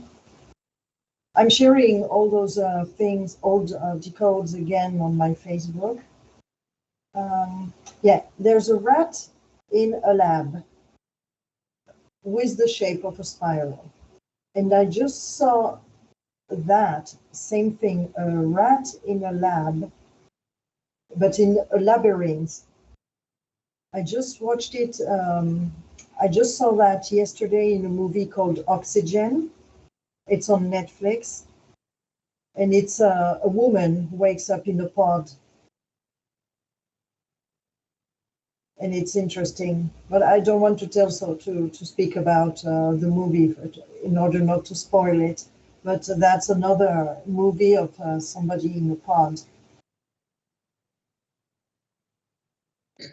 Well, what's really interesting, you guys, is that these movies are rather repetitive, and I think that's what the key is to look at when you're looking at a movie, to write down the key parts of all of it, and we're bringing up the key parts of these different things of unconsciousness. We see unconsciousness happening in all these different movies, being put to sleep, the serums that are given, the drugging, which takes us back to the dream that you had in the dark city. Yeah, and in the dark city, they're talking about imprinting on humans, and having the whole thing was that the underneath the city, it was all machines. It was all run by machines. That it was the opposing influence of humanity was the machines itself, but the definite imprinting on the people, and it was all about consumption of memory. And when we're talking about memory, what we deal with amnesia when when our mothers are pregnant with us. Our minds are wiped in the amniotic fluids, or the seas of the amniotic seas. And we are born to rebuild all these memories that come in. When you look at, we're sharing memes. The word meme, M-E-M-E, is all about memory. That's what the memes actually means. They're working on transference of memories. They've constantly been doing transference of memories. And as you can see very clearly in the way they write history, and then they change, that's not the true history. They're always rewriting scripts, stories, and programs for all of us, but it is all about imprinting. And you know how you imprint animals? They're imprinting us. And also, when they're talking about tuning, they're talking about, even though they're clicking, tune is a tone, it's a note, it's a hum. And when you were talking about lanthanum, at the end is NUM. That's another word for the syllable for hum, because everything in the realm is made up of from sound itself, from some form of sound or sonance. As I keep talking about, this movie talks directly to it. Yeah, actually, I've always said the machine is humming, you know. There's a card, the medicine card called the hummingbird. I've been speaking about a lot about this. And what is it? I was commenting. Oh, I lost them. I was watching some pictures, but no, forget it. So in the movie of the Dark City, and then I'm gonna say this last thing, we'll wrap it up and move on to something else, because I know we're actually almost out of time. But let me say this, that when towards the end, he kept John Murdoch was do you know the way to Shell Beach? And he kept asking, and suddenly people didn't remember. How do you get to Shell Beach? Like, yeah, I've been to Shell Beach. Well, how do you get there? Nobody knew how they got there until he ran into Walensky. He says, you can't get there. Nobody can get there. And Murdoch goes, why? And he goes, because it doesn't exist. And so John Murdoch was running from the strangers who were chasing him. There was a mind meld to take over his mind, to be able to follow him and know where he was to capture him. He gets to Shell Beach, and he finds his way to Shell Beach, and he runs into this visual of the beach. And as he runs into it, his hands are up, and he realizes it's a wall. It's simply a wall. And during a fight, and I'm giving it away, but this is, the conversation. But during the fight with him and the detective Bumstead and the strangers, a hole was broken through the wall, and beyond the hole was what we call outer space. meaning, and so unfortunately, John Hurt, who played, or William Hurt, who played Detective Bumstead, he flies out. He's fighting with one of the strangers, and he and a stranger fly out of the hole into space. And so they pan the camera to show what he's seeing as he's dying, in space. And the dark city was like a cog in a wheel of space, a machine. You could see the machine underneath. And it was just like we see on the flat earth maps, where there's a wall around and the city's in the center of it, which expresses we do live on a flat plane, and it is controlled by a machine itself. And so, but whatever I want to leave us with this movie, I do recommend you guys to watch it, is that the strangers were taken down by Murdoch. He was able to gain control of the clock and the city. He had it actually showed that the doctor had imprinted inside of John Murdoch that he would remember the truth. The doctor, I guess, maybe was the father of the young John Murdoch and he raised him to remember the truth. And so it was structured this way, for him to remember and to destroy them, and to know how to destroy them, so that he can gain control and bring even though they still lived in a manufactured realm, he then has the ability to will the realm through imagination, what he wanted it to be, which was peaceful and beautiful and safe for everybody, which indicates that you can know the truth, you can wake up to the truth, you can understand it all. And once you gain control, once you gain the position of power again, we can imagine a world, a realm in which we want to experience. They don't have to hold control. That's what I took away from the movie. Would you care to share what you took away from the movie before we move on, Nathalie? Okay. I saw the same thing, but I would compare this to the Neo character in the Matrix. He never destroys the Matrix. He just it's the same character as Neo. They don't destroy the Matrix. They just learn how to control it. Just like Neo learned how to fight, how to win over the Agent Smith and so on. But they don't free people from the Matrix. They are still in the Matrix. They just imagine and take over the control of the machine, but they never bring people out of the machine. Exactly. And what I want to say to that, Nathalie, is what they're choosing to create as our fate and our destiny is transhuman. And people will say, well, I'll die and I'll never have to experience it. If you get back and you die, you go to the life review. If you do the life review, which please don't ever do the life review, because that means you are consenting to karma again. And that throws you right into the retention recycling center again. So you will be back as a transhuman black-eyed baby. And if we go back to the top of the show, and we talk about the fact that, Nathalie, you were saying maybe we're already in pods the way Neo was in pods. And they showed that in the towers of the Matrix itself.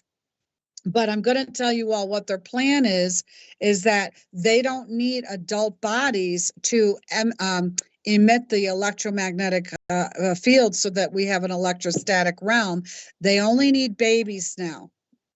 That's what they need. So they want to condense. You were talking about how they shrink everything down. Well, they're shrinking it down to just having batteries made of babies. So that's being shrunk in the once we get through this reset, if we allow it to happen. Disgusting. That would be yeah, horrible. Yeah, and I would say they only need our brains, you know, Yeah. brains and maybe nervous system. They don't need the whole bodies. If they have a way to generate magnetism, then they don't need our hearts. If they only need the electrostatic energy as opposed to the electromagnetic energy, then that's it. Then all they have to do is take our brains out when we die Mm-hmm. and hook them up. Yeah, that's terrible. That's yeah, So horrible. it's horrible. And so what I want to do is I want to kind of, because I know we're at time now, and I know I'll go over a little bit, but I just want to cross over. Jiminy, if you can go ahead and put the matrix image of Neo with the spine, chakra spine cording thing image up, that would be great. That would be you, my producer. And I want to just take a brief look at the matrix before we close. But I want to say this, that in the matrix, that everyone wears, what's interesting is everyone wears this black trench coat or black uniform. This the projection of the embers, the projection of the ashes of the urn, right? So it says black. And it's like a goth trench coat. And I was going to put it up, but I thought, no, I'm just going to write an article on it, put it on my Substack.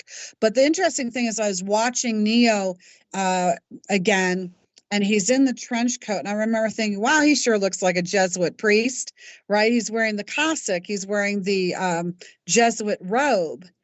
And so lots of Catholic innuendos and nuances in this particular movie.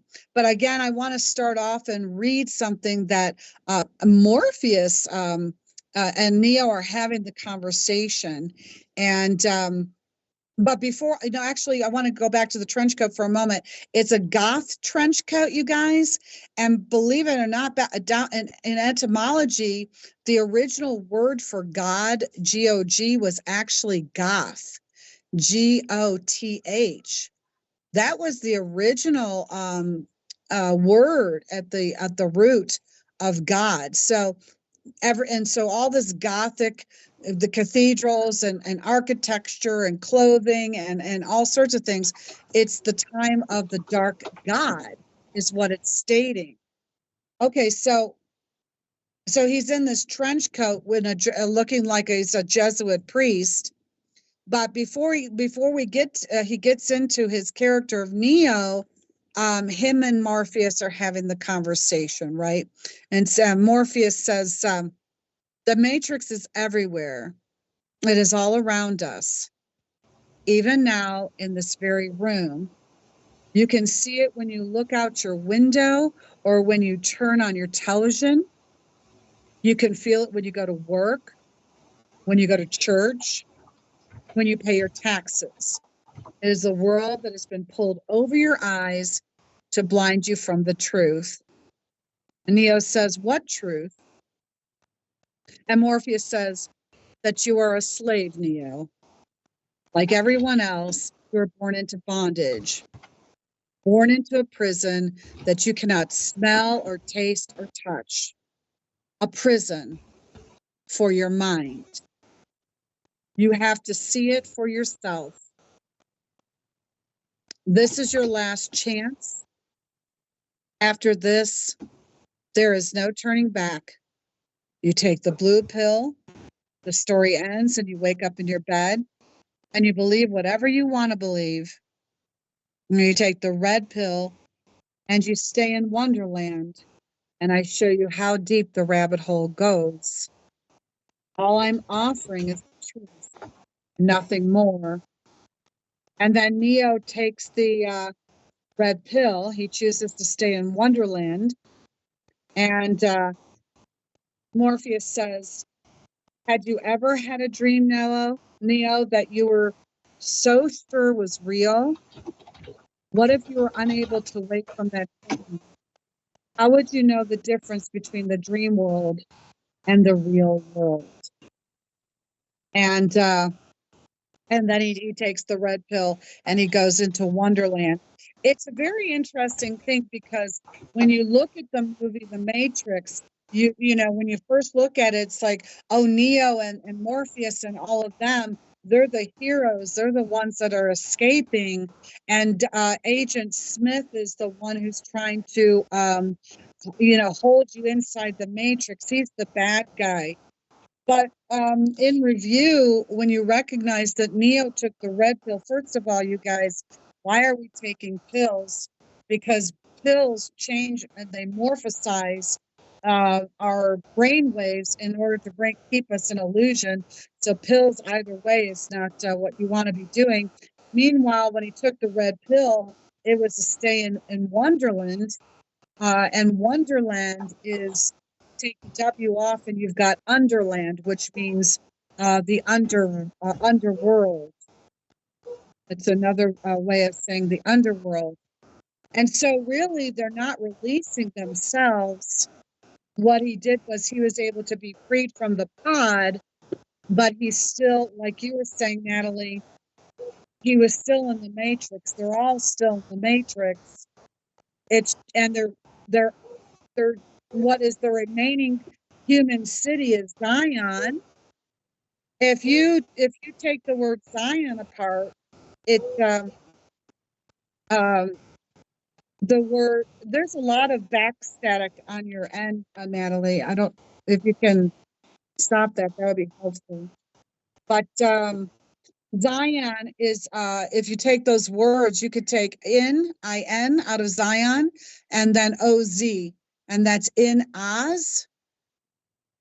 So Zion is in Oz.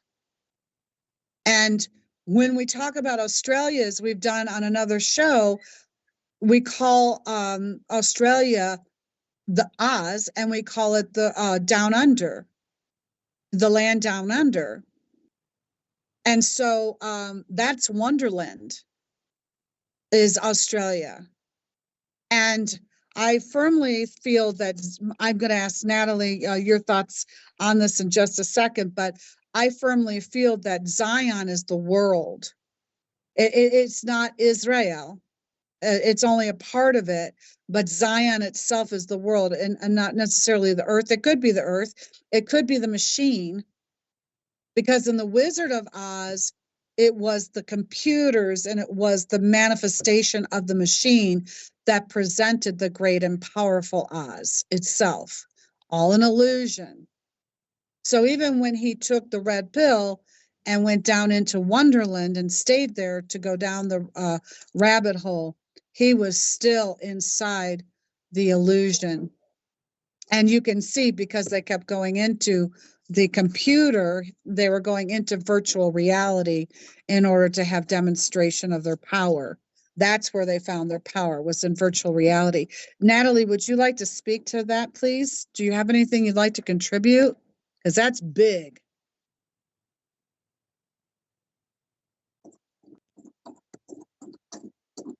Can you hear me? Yeah, I have to put my microphone back. Nothing special about Zion. Yeah, it must be the world.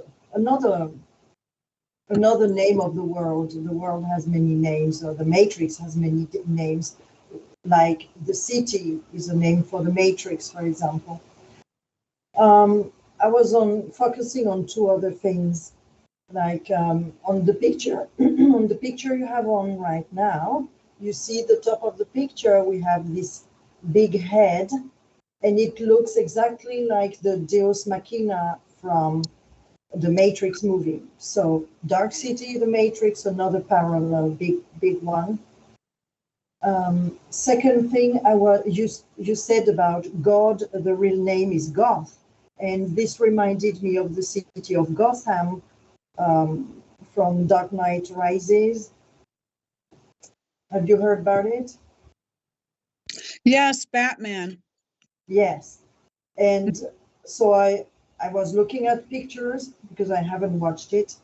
And they show Gotham City, the same kind of dark city, same shape as in Dark City for Gotham City. I don't know if they made a series or something.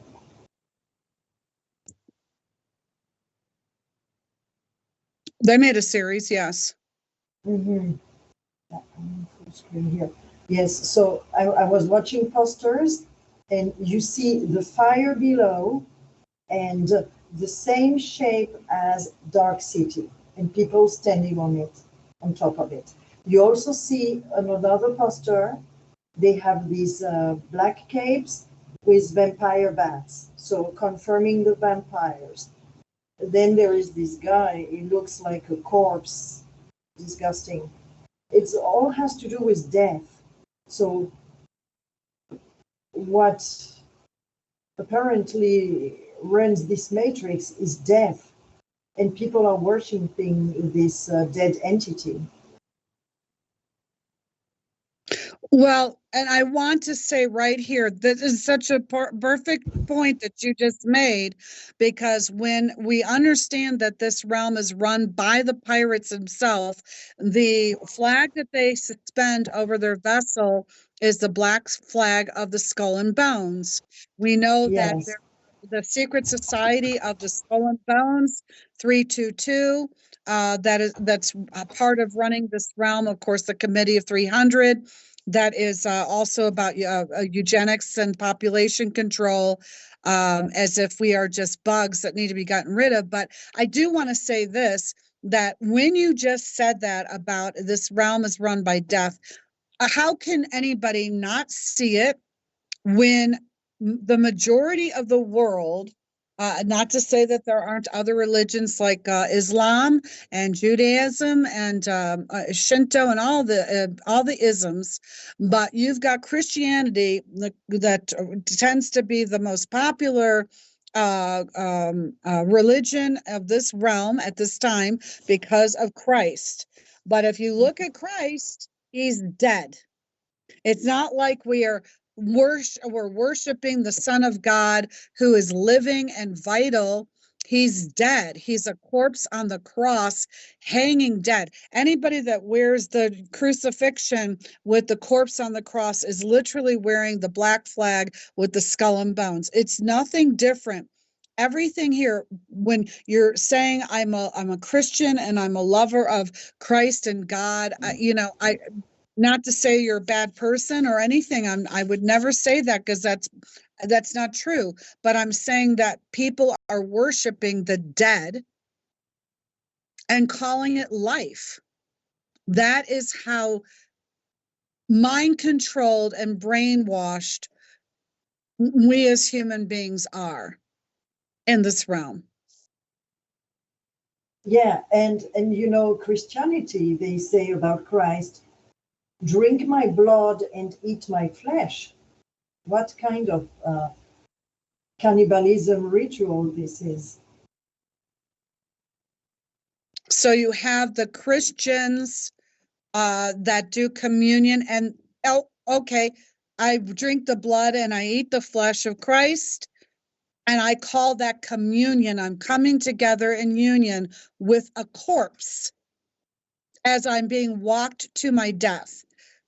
Catholicism, of course, is very big in communion. But if you look at even other religions and rituals, I was looking at Judaism, me being raised as a Jewish child, I was thinking, well, we don't do communion. But then I was thinking, are you kidding me?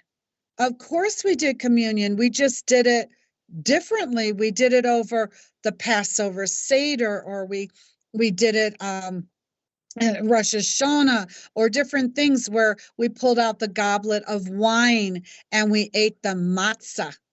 So the matzah is still the same, the flesh of and the blood of and yet we don't even see it. It's in every religion that we're cannibalizing the Christ, or what is really death. We're just cannibalizing death. Right? Yeah, that's a horror show. Mm-hmm. And we praise it and we uplift it, just like you uplift the flag onto the mast and the pole. So I I don't know if my producer, I don't know if you can tell me whether the image is up and I can't see. Oh, okay. If you're back from can you change to Neo with the pokey pokies? I wrote a little post on Facebook just very quickly because I really want to get to wrapping this up, but I put a post up and it said no, the one where the you see the Neo laying down, he's got a naked back with the, there you go. Okay. So I put this post up with this image, you guys, on Facebook, and it says, here's what is called a true chakra alignment, are being plugged into the organic matrix. We're in a pod, Neo's in a pod, and he was plugged in all these ports. Remember, the maritime system, the ports, okay? And so all these ports have these plugs in it, and we're plugged into an organic matrix, or how we perceive an organic matrix with nature overlay and that sort of thing. But we're still being siphoned every moment of our enslaved lives. And in the face of COVID Eugenics 19 program, they are now offering us a synthetic matrix. Okay, so instead of an organic one, now they're moving to the synthetic one. And synthetic is a word that breaks down into sin, S-I-N, or I'm sorry, S-Y-N, plus thetic is theta for the brain waves, the theta brain waves that you're in when you are in that space between being awake and asleep. So there's your sin theta. It can also be seen as sun theta, S-O-N, the son of. Okay. But anyways, so the synthetic matrix graphing us to transhumanism. There's your graphene, right? The graphing us to transhumanism so that we will become eternal batteries grown in and kept in pods eternally. And even the idea of eternal is incorrect, because eternal means, when you break the word down, it means electrostatic urn, URN, that holds or contains our vessels, right? You have an urn, that's a vessel where all the ashes are in. So eternal actually means the electrostatic urn that holds or contains our vessels. Why would you want eternity if it means always being in this electrostatic realm, being tortured? So the belief in chakras as a sacred holiness is incorrect, because the word chakra, C-H-A-K, shock, that part of it, actually means farm, F-A-R-M. And Ra is Amun Ra, the Lord of all lords, King of all kings. But actually, it's just the matrix itself. It's just another word for the matrix. So it absorbs our energy. It's the farm and the Ra that absorbs our energy, which is what ages us. It's what turns our skin white and ashy, and it turns our hair gray or white, and it sucks the life out of us, so much so that we become wrinkled and saggy and inflamed and fat or too skinny or whatever. I don't believe for one moment we were meant to ever become old and ugly, okay, dried up like a prune. It's because they're siphoning and depleting our energy through the chakra systems. The chakra system is being used as these ports that suck the life out of all of our systems, whatever that is, our neurological, respiratory, cardio, all of it. So we're already being drained of our power and our energy while we worship the process. Kundalini serpent energy is born from the sacral sex chakra. Sacral is another word for sacred, and chakra being the form of Ra. So they use us to power the realm, period. Chakras are, when you watch the movies, Matrix, when you're watching the Matrix movie, what are they sending in? The Sentinels. And the Sentinels are the octopus or squid type creatures with all of those cords that connect and attach to. So really they're sentinels or something like that, like the octopus or spider or squid that is corded to us, siphoning off of us. And that's why I teach this stuff on the radio and in my podcast, because if we don't understand the level of bondage that we're under, right, then we can't get out of here. We got to know what's actually happening to us. So our aging process is just our depletion process. It truly is. And then if you, Nathalie, when I was sharing this, did you notice, like when I'm talking about, well, we're already being drained of power and our energy, do you notice how that's like part of an operating process system, like power on, power off? That's kind of like Karate Kid, wax on, wax off. And then how they keep referring to us like computer systems. Have you noticed that? Yeah, yeah. Everything is a reference to the computer system. And the computer system is part of the farming system. It's all it's the same thing. Okay. Yeah. Battery farm matches Sulpicius, which is the crater, the name of the crater we are in. It's interesting. What's the name of it? Sulpicius Gallus M is the crater. I have I think you're in my group. I have a group on Facebook where I speak about the crater on the moon, Sulpicius Gallus M, which is the same, which is 57, same number of at the Truman Show. How do you spell it? The name? Sulpicius, Sulpicius, Gallus, Gallus, and then M. Sulpicius Gallus M. It's a crater on the moon. So there's the word sulfur is right there in sulfaceous, the sulfur, which is the one of the most important parts of our system, the liver system, live, yeah. Yeah, my group on Facebook is Plasma Apocalypse in Crater Earth, and I speak about this Sulpicius Gallus M crater. It's also in some of my videos. Everything seems to be related to the moon, indeed. Always. The moon is the plasmic farming center, if it's even plasmic whatsoever. Exactly.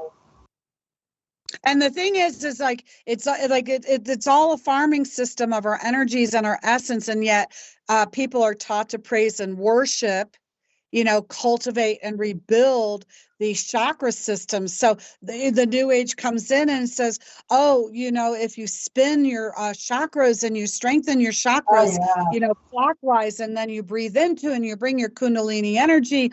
And here, let's go ahead and do the Kundalini Tantra sex. And now we'll bring in the Tantra sex and, in order to bring up this constant energy for the looshing system, right? It's always about feeding the chakras in order to feed the controllers, in order for them to siphon us off. It's just absolutely horrific.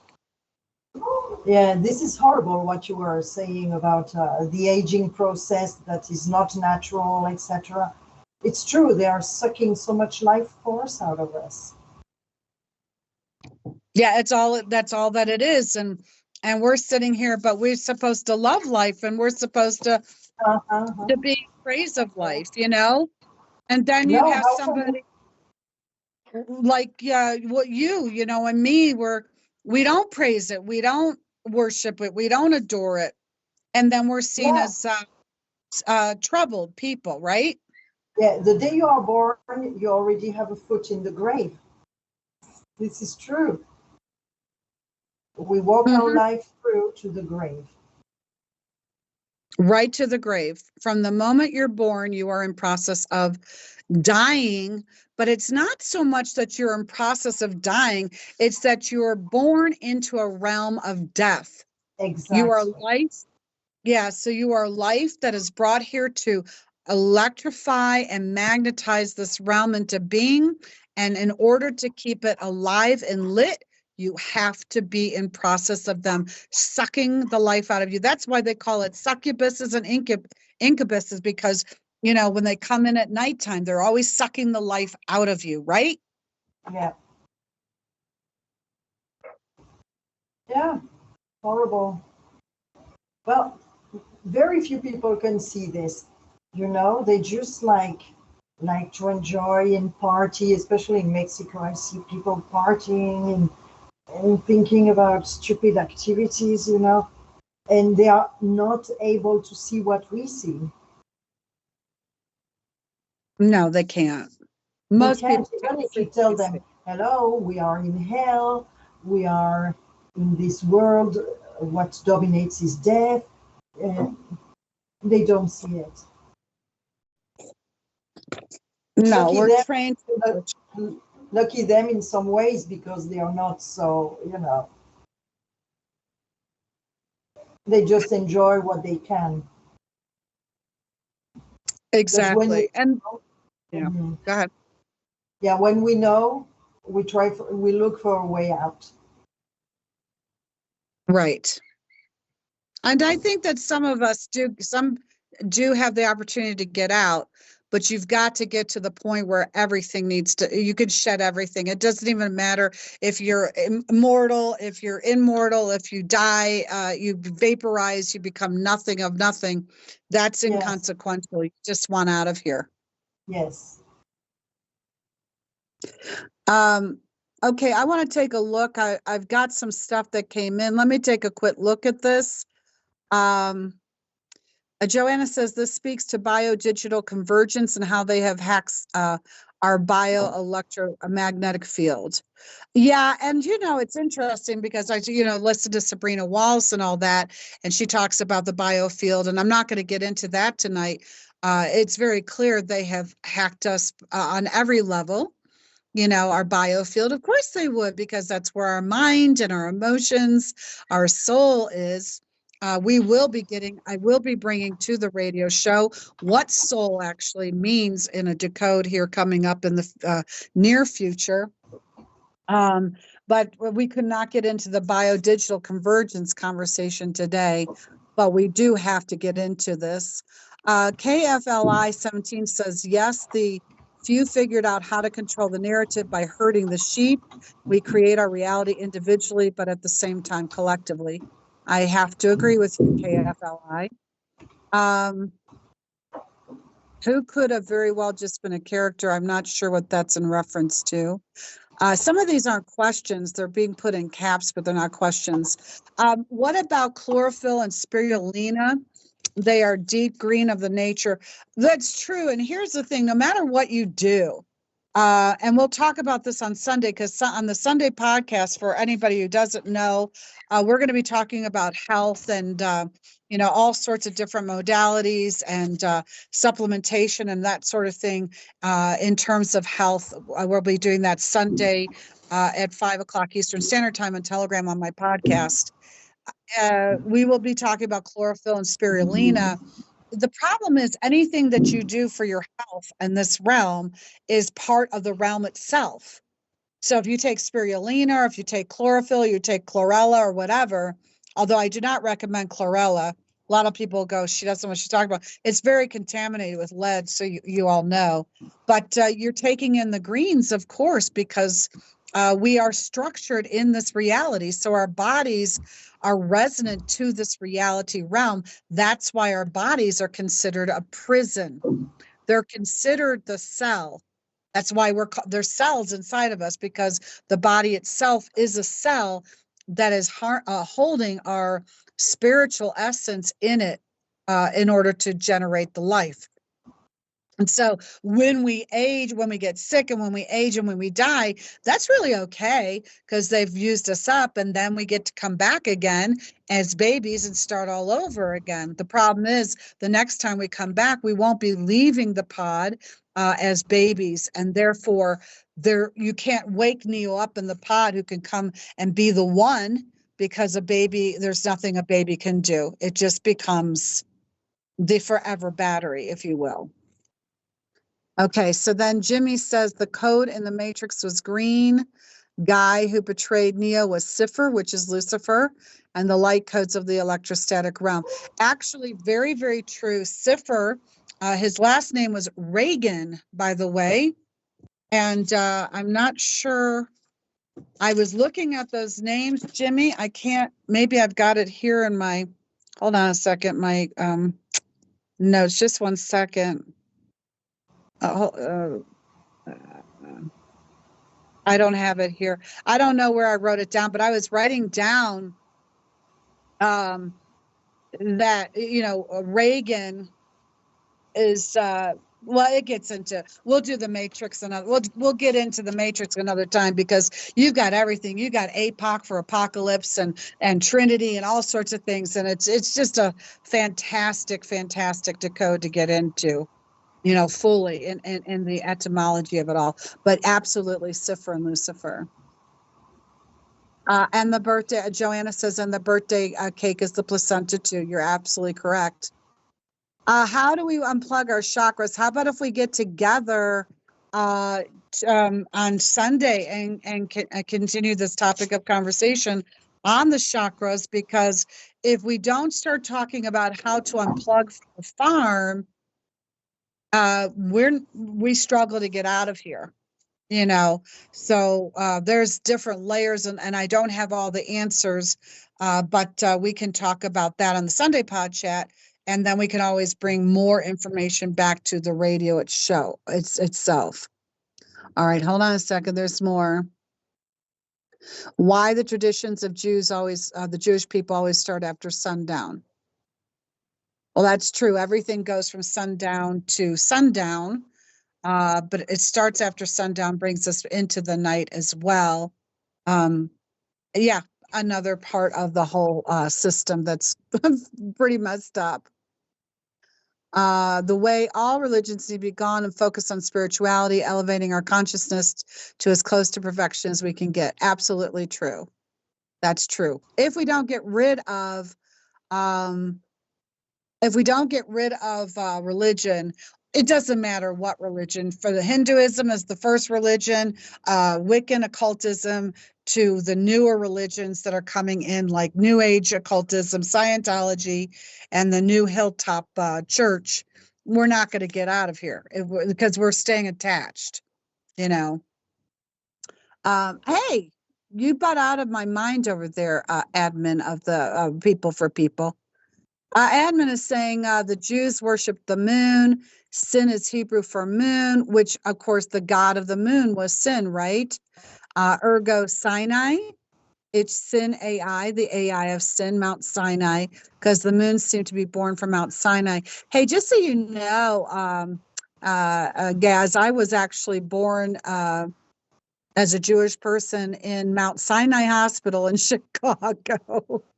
I kid you not, by a Dr. Wolf that birthed me. All right. And law is based on electricity, currency, and banking is based on water. Exactly. So we've got a lot to get into. You guys are really putting out some good knowledge there, and I really appreciate it. But I'm going to have to say, we're going to have to wrap this bad boy up.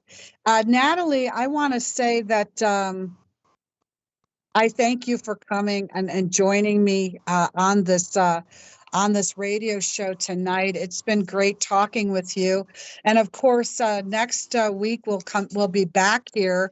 Nathalie will join back. I will have two other guests on that show that I'm aware of, Dan Trevino and Alyssa Kemper, and of course, Nathalie, and we'll be having a show that will be talking about what it's like to live in this realm now during the time of the process of the Great Reset generationally, because we're all of different decades. So we'll be back here. So I really want to thank you so much, Nathalie, for coming on and sharing with me your points of view. And of course, we'll have you back on the show, in the Well, future as well, just you and I. Okay. okay, thank you very much for inviting me. It was my pleasure, and looking forward to the next one. And on our way out, before I close up with my spiel, is there one last thing that you would like to say before, that you want to leave the audience with?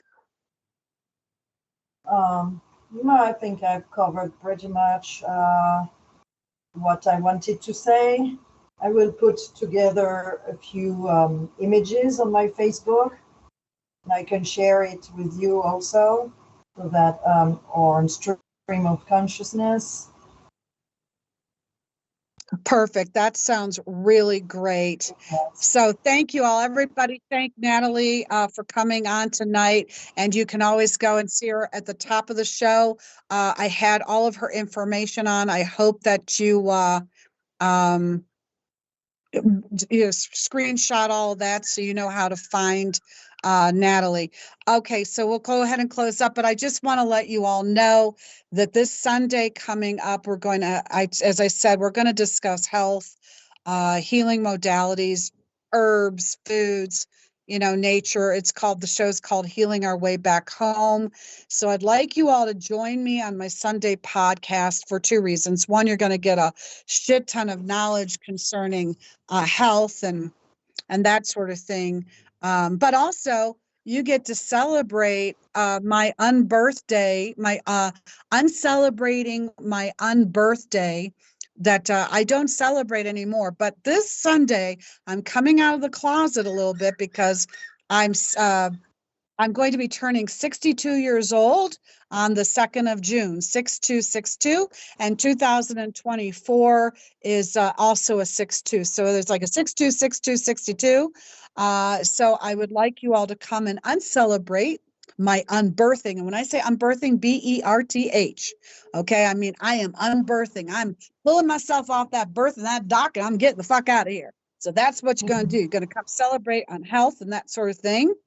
So just come right here. You can see that image that's up on the screen, screenshot it. It has all of my information and it will guide you straight to my Rantings of a Blackbird pod chat. Also, if we can close up the mic, that would be great. Also, don't forget, you got Rantings of a Blackbird Substack where I keep my blog. So if you guys go over there and join my blog, you guys, you're joining and then you hit that paywall after 24 hours and that's it. You're not getting anything. So, you might want to pop off a little subscription. It's only $8 a month. That's less than a Denny's. And you get well over 200 articles with more being posted. If that doesn't work, if Substack doesn't feel good to you, go on over to my Patreon. You've got my Patreon. It's got articles, podcasts, and collections there. So you can find all of that as well. And if I can have the next image, please. Can we close up the mic, please? I want to just let everybody know really quickly that I have returned to doing phone and online counseling on Tuesdays. Okay. By the way, to all of Nathalie and myself, everybody's saying thank you and so much. So everybody's sending big love and thank yous. So I've opened up. I had to surrender and decided that it might be very advantageous to doing some appointments. So I've got 3 appointments on Tuesday that are open. They're not free. I'm not giving it my time away because, my time and energy and knowledge is valuable. I come here and I offer, and this is good knowledge. And I'm just kind of the person that the counselors come to get support from, because that's the energy that I have and the knowledge I have. And so I'm opening this up to 3 appointments on Tuesday per week. So if you want to get an appointment with me, if you want to feel heard, if you want to feel seen and known, if you want to have a place where there's no judgment and compassion, guidance, helping you to get through these times, you can screenshot this and read this at your leisure, of just some things that I cover that we can go over. But, it's your appointment time. You let me know what you want to talk about. So I'm offering hour appointments, but for those who can't afford that, there's a half-hour appointment. So just go ahead and screenshot that. And then next time, like I said, next week, I'll be back. With the show called How's the New Normal Going For You? A generational tell-all. And that's going to be with Dan Trevino, Alyssa Kemper, and Nathalie, whatever the heck her name, Vanelslande Dawn. I practice it, but I got it written down. I got it spelled out so I can pronounce it. Anyways, you go ahead and laugh at me, Nat. So that will be, I'll be back here on June 6th at 6 p.m. For another great show here on peopleforpeople.ning.com. And hold on just a second. Something got thrown in here and I didn't write down what I needed to write down. Please give me a moment. Can you just tell me what it is that's going to happen here in just a moment? Can you tell me the name of it, please? It got kind of backed up. So anyways, yeah, you can be here. Go ahead. Thank you. Okay, so next week, come back and we'll do this. Sunday, you know where to come to. Anyways, we're going to be closing tonight's show with the producer Gaz. He's going to be singing Everybody's Talking. I think I got that right. And until next week, I want you all to be good to yourself, everybody else. Thank you so much for being. This is Raven White Dove signing out, Wings of Love. And please listen to Gaz sing. Thank you. Good night.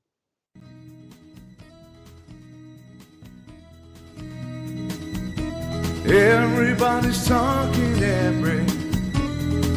Don't hear a word they're saying. Only the echoes of my mind. People stop and stare. I can see the faces. Only the shadows of their eyes. Going where the sun keeps shining through the pouring rain. Going where the weather suits my clothes. Backing off of the northeast wind, sailing on a summer breeze. Skipping over the ocean like a stone.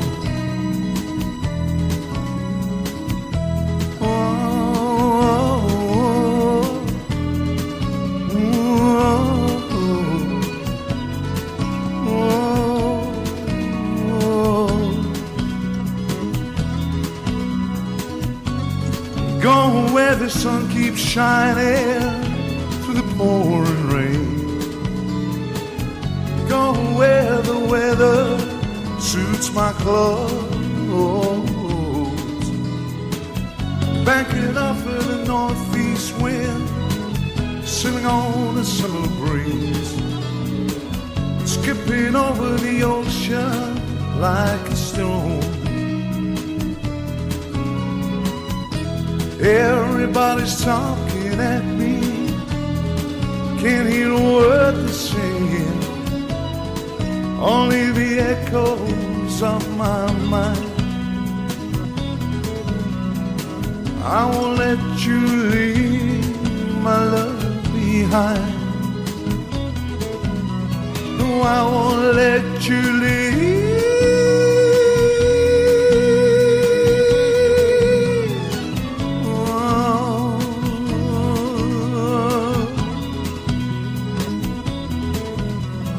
How